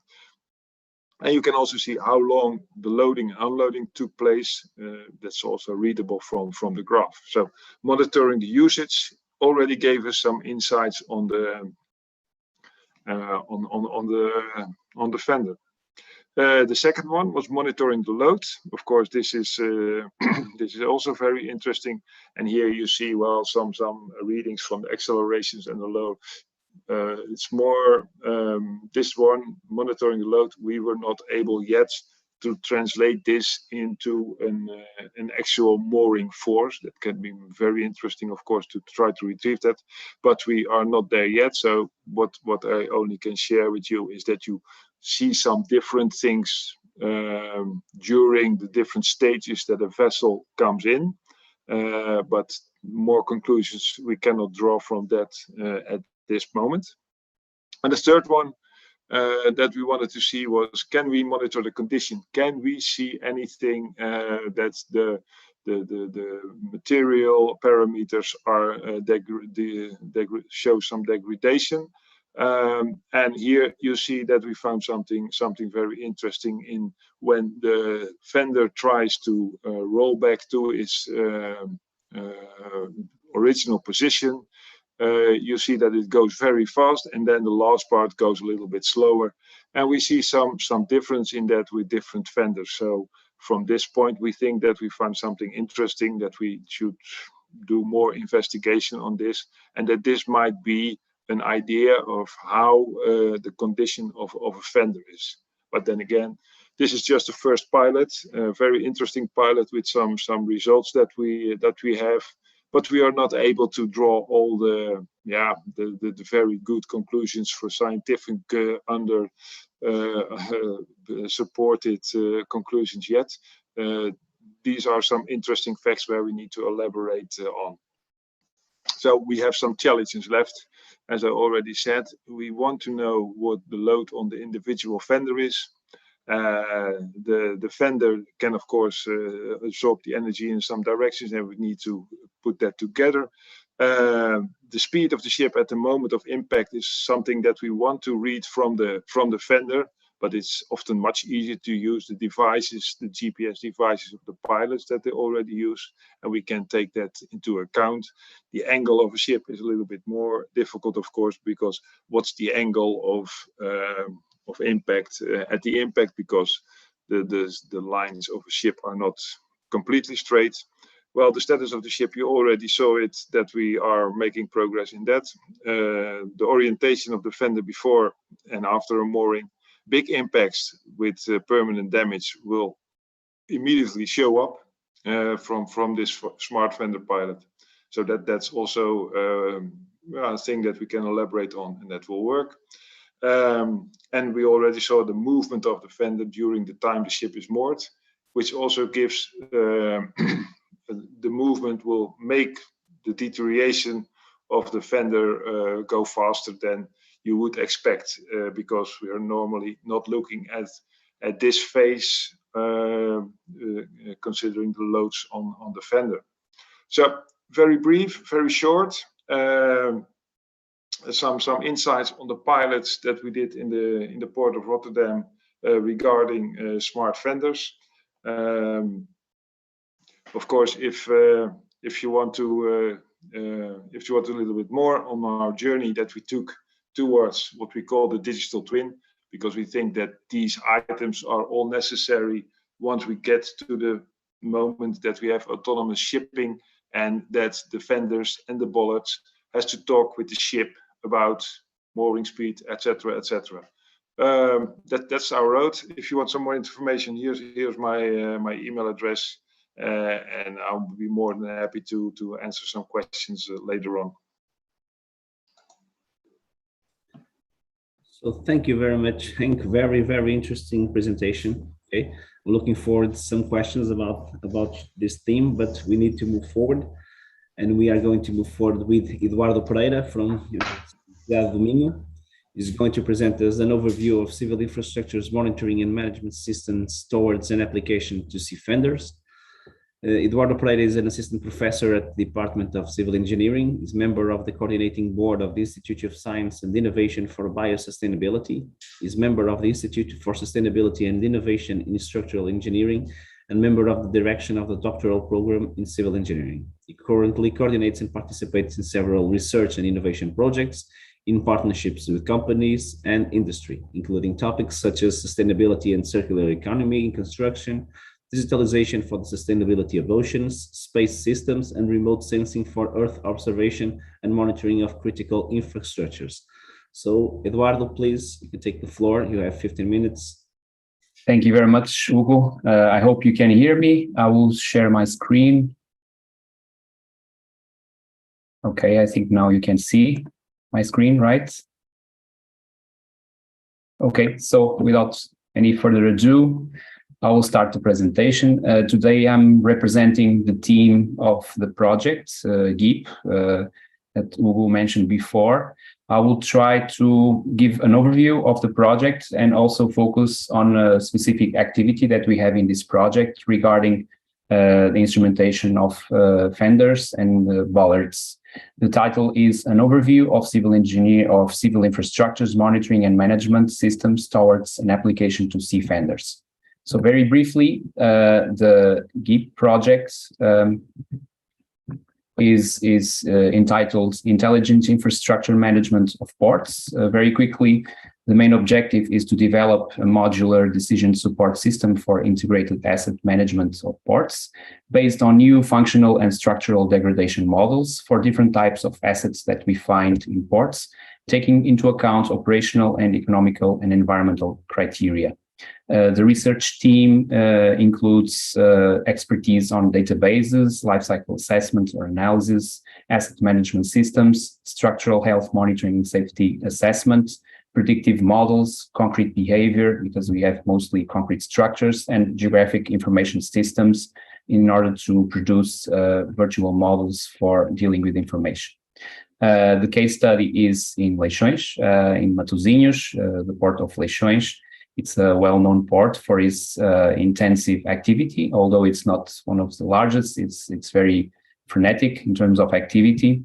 And we chose a particular area of this port, not so busy, but still very busy, which is the Pier 4 North, where we are trying to implement some instrumentation.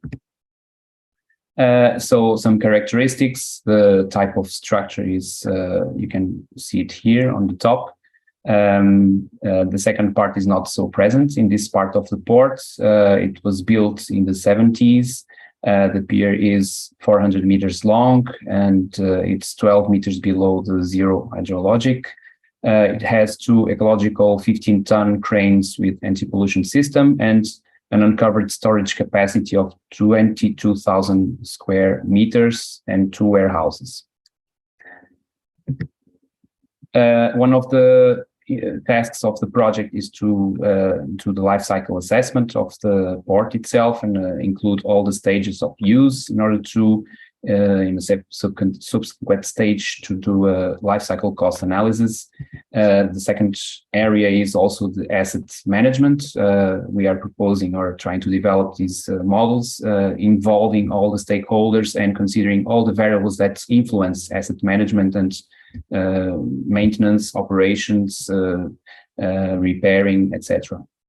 Another part is also the resilience, because we are also considering the recovery from extreme events and how the infrastructure should be able to recover from these events.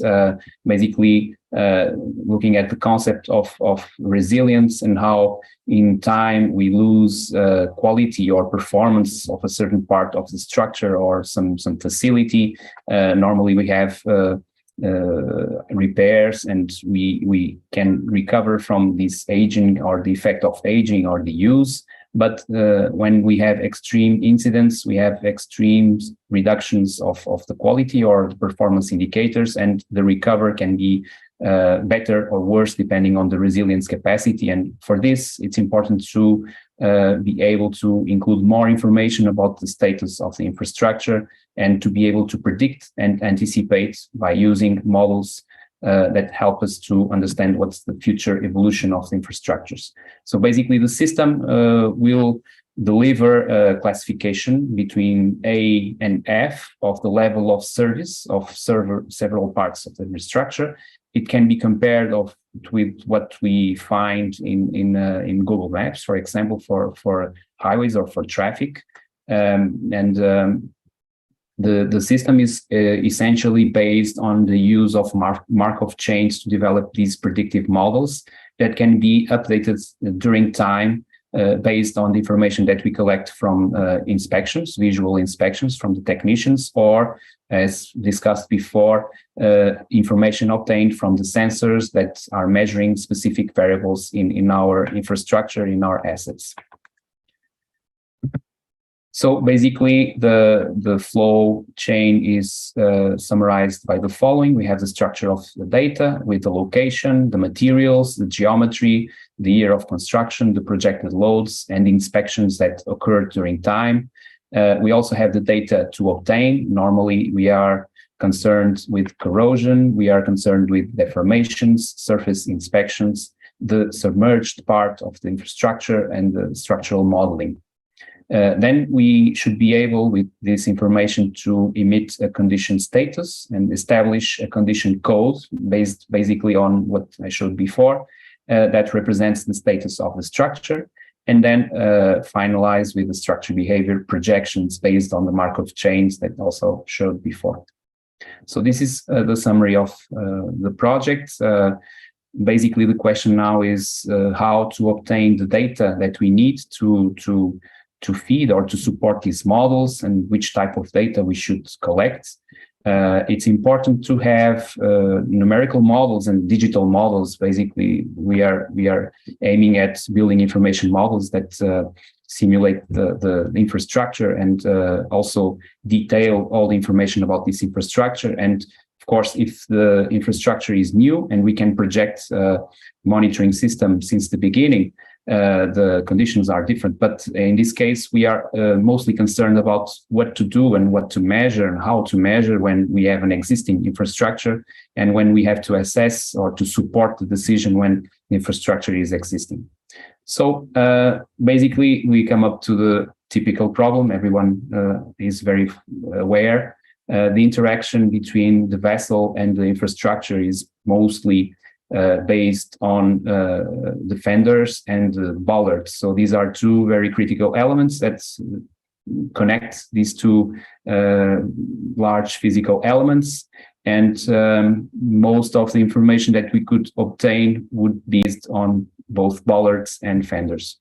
So within the project, within GIP project,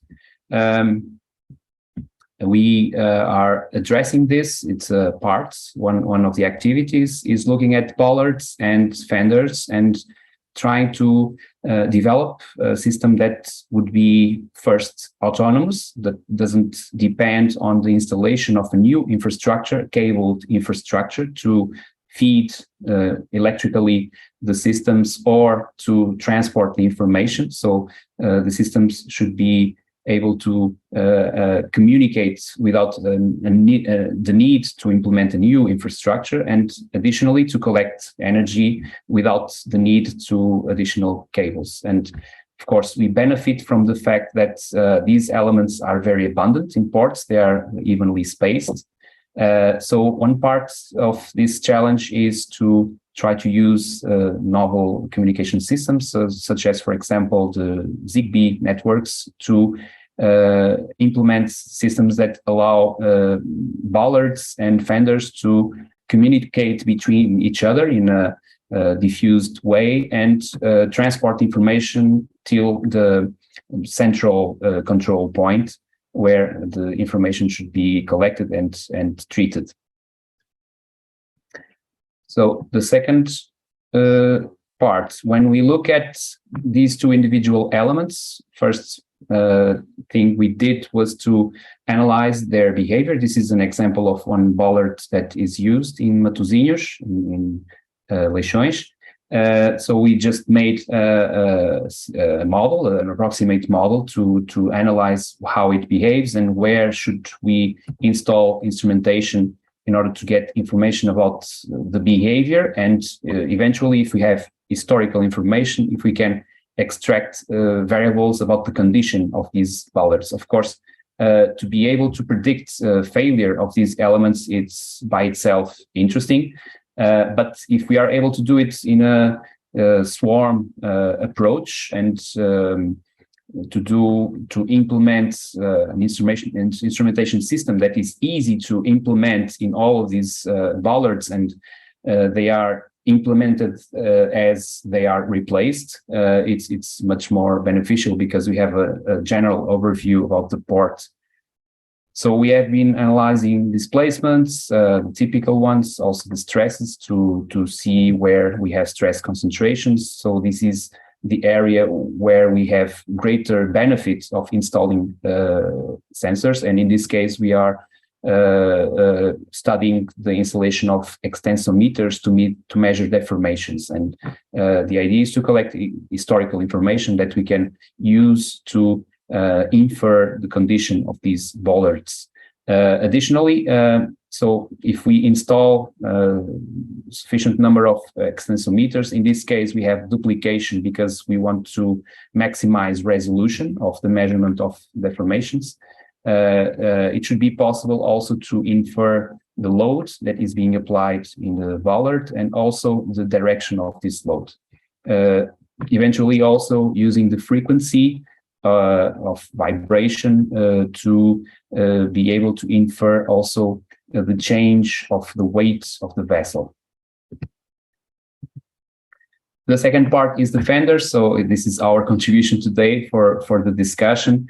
We also think it's very important to instrument the fenders, and since they are close to the bollards and they compose a whole system together, we are considering to install all the components that are needed to basically collect the signal, translate this signal into a digital signal, condition the signal, pre-process this signal in order to be able to switch between idle modes and monitoring modes, because if the systems need to be autonomous, we will have low energy. So the energy bill is very important.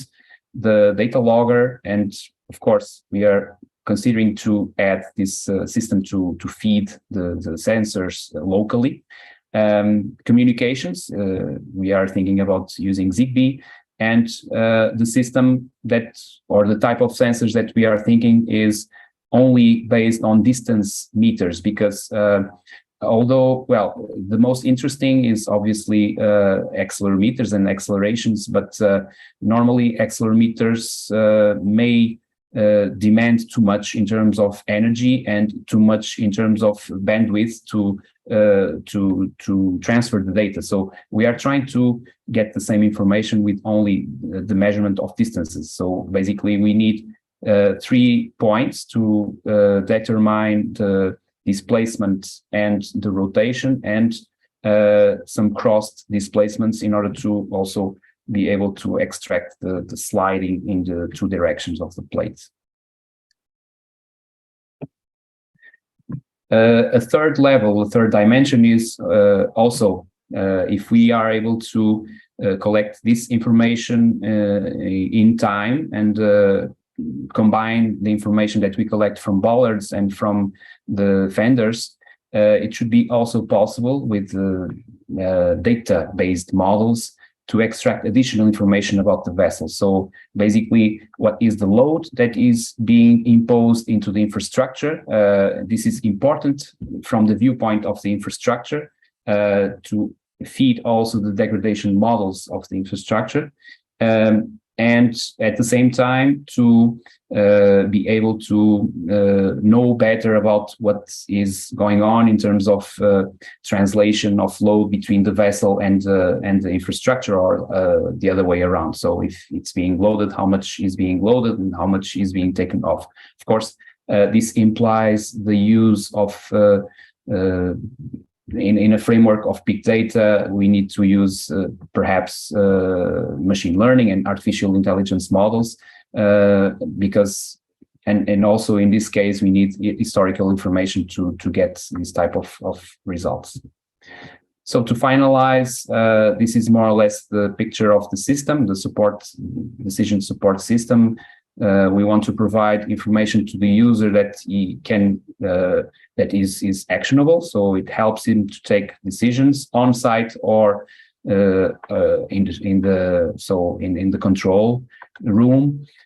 So there are other parts of the project involved with including augmented reality and virtual reality, so that we can take the information to the site and take decisions also there. But our information, the information that we intend to collect from the bollards and from the fenders, is entering at this level. It's real-time information that can be used in a pre-processing stage to emit alarms if we have enough knowledge to be able to distinguish alarm levels.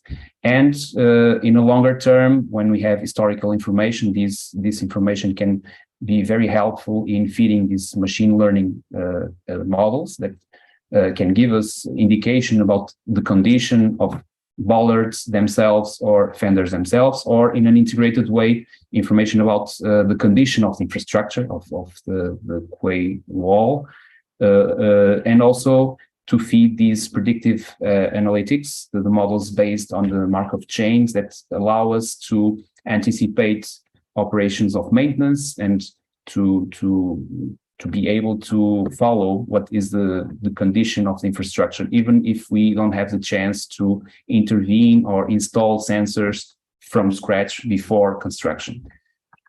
So to finalize, our conclusions until now, this is an ongoing project. We still we had some delays. We are a bit behind schedule, but we are almost installing the sensors and starting to collect information. Until now, we have been working on the energy bills and the types of sensors that we can include in this swarm approach.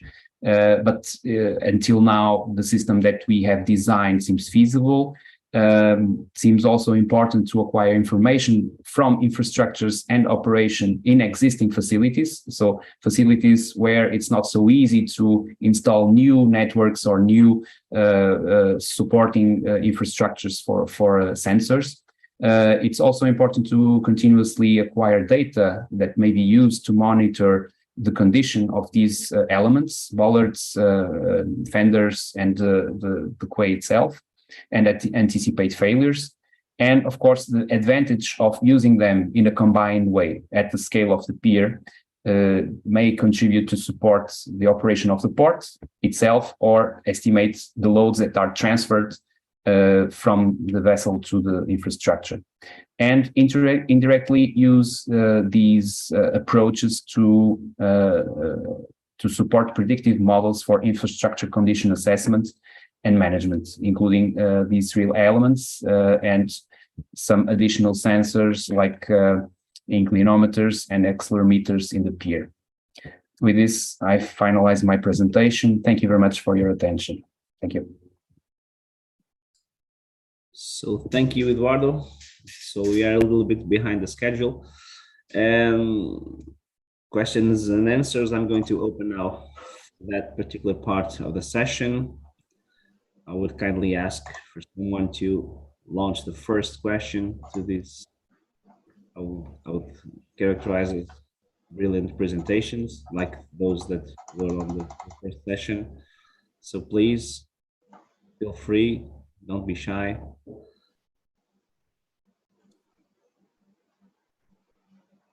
Is there any question? Well, I can start with a question for Henk. Are you planning, or do you use, for example, CCTV cameras to, I would say, to confirm the data that you receive from the sensors? For example, combining CCTV cameras that are filming the approach of the vessels and those that the equipments that are monitoring the quays. Do you have that approach? Do you ever think of it? Or using, for example, drones? Yeah, it's a very short answer. Yes, but it was not in the presentation. Having an addition of CCTV cameras is absolutely necessary to make any to have any idea what's going on at the quay wall. Just relying on AES data is not enough. You have to have a visual overview from what's happening at the quay wall. So yeah, cameras were installed, but yeah, it was not in the presentation. Yeah. Okay, thank you. Any other question?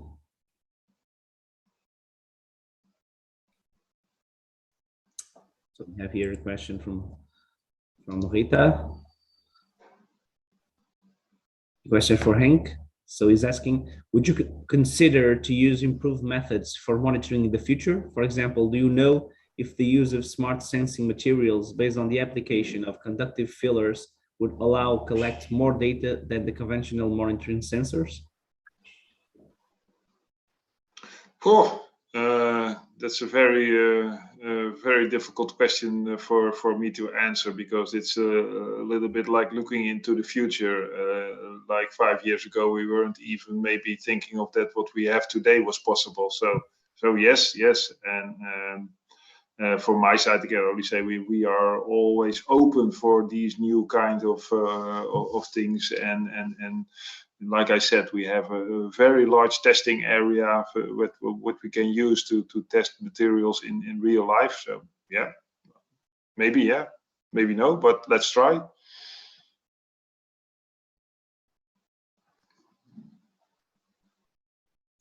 Okay, I would launch a second question. This is for both speakers. Do you see as a possibility in the future to have like a guideline to help us defining what would be the, I would say, reasonable equipment to use in key walls, in fenders, in all of the equipments and parts of the structure that compound a port, in order to, I would say, get it a little bit more harmonious in terms of what could be the application all over the world? Kind of a tricky question, I know, but I don't know who you want to ask to talk first, because you said to both. Well, you can start. You can start, Henk, please. Yeah. Yeah. What we see is that we make until now we make very uniform structures. We build 1 kilometer of key wall, and we put on evenly spaced distance. We put bollards and we put fenders, and all the fenders are the same and all the bollards are the same. But what you see from ship side is that the same ships, or more or less the same ships, are moored in the same manner at the same spot times after times again. So you'll see that some fenders are more loaded than others, and some bullets are more loaded than others. So this is really something where you can improve the design. And my personal opinion is that we are building structures that are too strong, so to say. So we can make this design more slim than we are doing now. And when it comes to monitoring, building is one part, but that's where I come from asset management. But once it has been built, it has to be in place for, well, 25, 50 years, something like that. So monitoring the condition is key. And if you can do that on a very easy, simple way with sensors, so no human interpretation, then it will eventually lead you to, I'm almost sure, to a longer lifetime. And a longer lifetime of your assets will mean that you will have less cost. Less cost will mean that you will have more room as a port authority to invest in new structures, which also will give you other revenues. So a short answer to your question is yes, I believe that in the future, monitoring systems, and whether you call them smart key walls or smart fenders or whatever, they will be part of the day-to-day life of asset managers. Thank you. So Eduardo, do you want to add anything else? Yes, I think it makes sense. We already have guidelines for monitoring and maintenance of concrete structures, of other types of structures. It's recent recommendations. I think maybe for the specific case of ports, it's a bit behind, but I think it's a future, because it's important to be more effective on the maintenance, and it's also important to be more effective on predictability, right? Maybe that's also a key aspect, and to have facilities that are more predictable, and basically to protect operation. I think it's very important to have such type of guidelines or rules, but maybe it will take a little more time, because if we look at the current status, we are a bit, we are starting to instrument this type of elements, bollards and fenders, and I think we still require some experience, right? We still need to collect data and look at this data and see how we can use this data to extract meaningful information, right? Information that helps the decision maker. And but definitely, I think we can start working on recommendations on which variables should be measured, how they should, well, what's some norms, some guidelines that people can follow to know what to do. It's very important. Yeah. Oh, I totally agree. So thank you very much, Eduardo. One last question for Henk from Liliana Pinheiro. She's asking, is the smart fenders and smart bollards data available for research purposes? It would be very valuable for validation of our models. Maybe we could devise a collaboration. So this is a research question, a very interesting one. Please answer. Well, the sentence, it would be very valuable for validation of our models, is just the same that I was thinking while she was doing her presentation, and I already knew what I was going to tell. So I think that maybe not now and not today, but maybe later on next week or so, that we should be in contact and explore these possibilities. So Liliana, I will reach out to you next week or so. Okay, so again, thank you very much to all the speakers, to all people that was just attend this session. Was a very, in my opinion, was very interesting. Really, we had a lot of people attending. So at this moment, we have 43 people attending this webinar. It's a very good number. Because in Portugal we have the football team is playing right now, so I believe that it was really interesting. So that this is I would say a proof that this webinar is really interesting. So I'm going to pass directly the word to our Vice Almirante Ventura Soares. I don't know if he's already here. I believe so. So now just the small words in Portuguese. Muito obrigado a todos, foi um gosto moderar aqui estas sessões com apresentações que foram realmente muito interessantes, com perguntas que também foram igualmente interessantes, e resta-me depois despedir, agradecer mais uma vez a presença de todos e a disponibilidade de todos, e passaria então a palavra ao Vice-Almirante Ventura Soares para proceder então ao encerramento desta sessão. Muito obrigado. Boa tarde a todos, good afternoon. Well, first of all, I'd like to start by saying thank you to all the speakers with very interesting presentations. Well, I learned a lot this webinar. Special thanks to our speakers that came from the Netherlands. Thank you. Now I'm passed to Portuguese. Boa tarde. Muito obrigado por todos os presentes por estarem a participar neste evento promovido pela PIANC Portugal. Em primeiro lugar, gostaria de agradecer quem apoiou o evento em termos práticos, o Instituto Hidrográfico, através do Bruno Neves, que deu o apoio técnico, a Universidade de Aveiro e a equipa da Rita Pombo e da Margarida Ferreira, que foram inexcedíveis em toda a organização, todos os detalhes, penso que não falhou nada, e também ao nosso moderador, o Lopes, da APDL, toda a moderação que foi, enfim, que foi bastante dinâmica. Foi pena não haver mais participação dos presentes nas perguntas. Bom, seja como for, eu faço parte da Delegação Portuguesa da PIANC, liderada pela engenheira Graça Neves, que também está aqui presente, e que com muito gosto promove este evento. Esta delegação começou o seu trabalho há cerca de 2 anos e tem especial empenho e muito gosto em contribuir para o desenvolvimento da engenharia costeira e portuária em Portugal. Por isso, pensamos que este tipo de iniciativas pode ajudar nesse sentido e também, para além de ajudar, nós queremos promover toda esta área entre os mais jovens.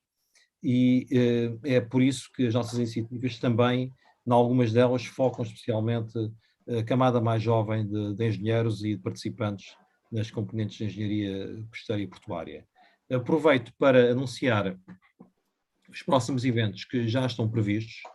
O primeiro deles é um webinar que será efetuado e promovido pela equipa de jovens profissionais da PIANC Portugal, que é liderada pela Márcia Lima, que está prevista para 19 de maio de 2023, portanto, daqui a cerca de 6 meses, e onde já temos 2 temas selecionados, um deles, a energia dos oceanos, nomeadamente as componentes offshore, energia das ondas e das marés, e um segundo na parte da gestão das zonas costeiras e a sua associação à economia do mar num ambiente de alterações climáticas.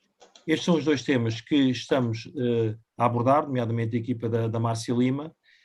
Eu convidava, não temos ainda fechado, se será uma sessão apenas com um destes temas, depende dos interesses e dos participantes, ou se será com os 2 temas. Eu convidava os presentes, usando o e-mail até que já foi usado para esta inscrição, ou então diretamente para a PIANC Portugal, a se pronunciarem sobre o interesse de cada um deles, porque assim vão-nos ajudar, com certeza, a focar-nos melhor no tema que poderá ter mais público, e isso serve-nos muito, muito útil. Portanto, seja como for, e recapitulando, energia dos oceanos, primeiro tema, gestão das zonas costeiras e economia do mar, o segundo tema. Portanto, iremos fazer ou os 2 temas, ou apenas um, e é quase uma votação, portanto, desafios a todos os presentes a poderem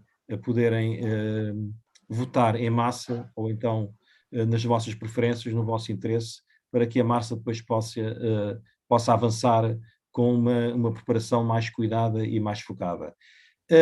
O grande evento que está previsto para o ano 2023 são as 11ª Jornadas Portuguesas de Engenharia Costeira e Portuária, que serão realizadas 3 e 4 de outubro no Porto, no terminal de cruzeiros. Portanto, sugiro já que façam o save the date e coloquem nas vossas agendas, porque penso que vai ser bastante importante para a contribuição do desenvolvimento destas áreas em Portugal, e este é o evento de referência que de 2 em 2 anos se realiza, já desde 1999, e que nós estamos neste momento a promover a 11ª edição.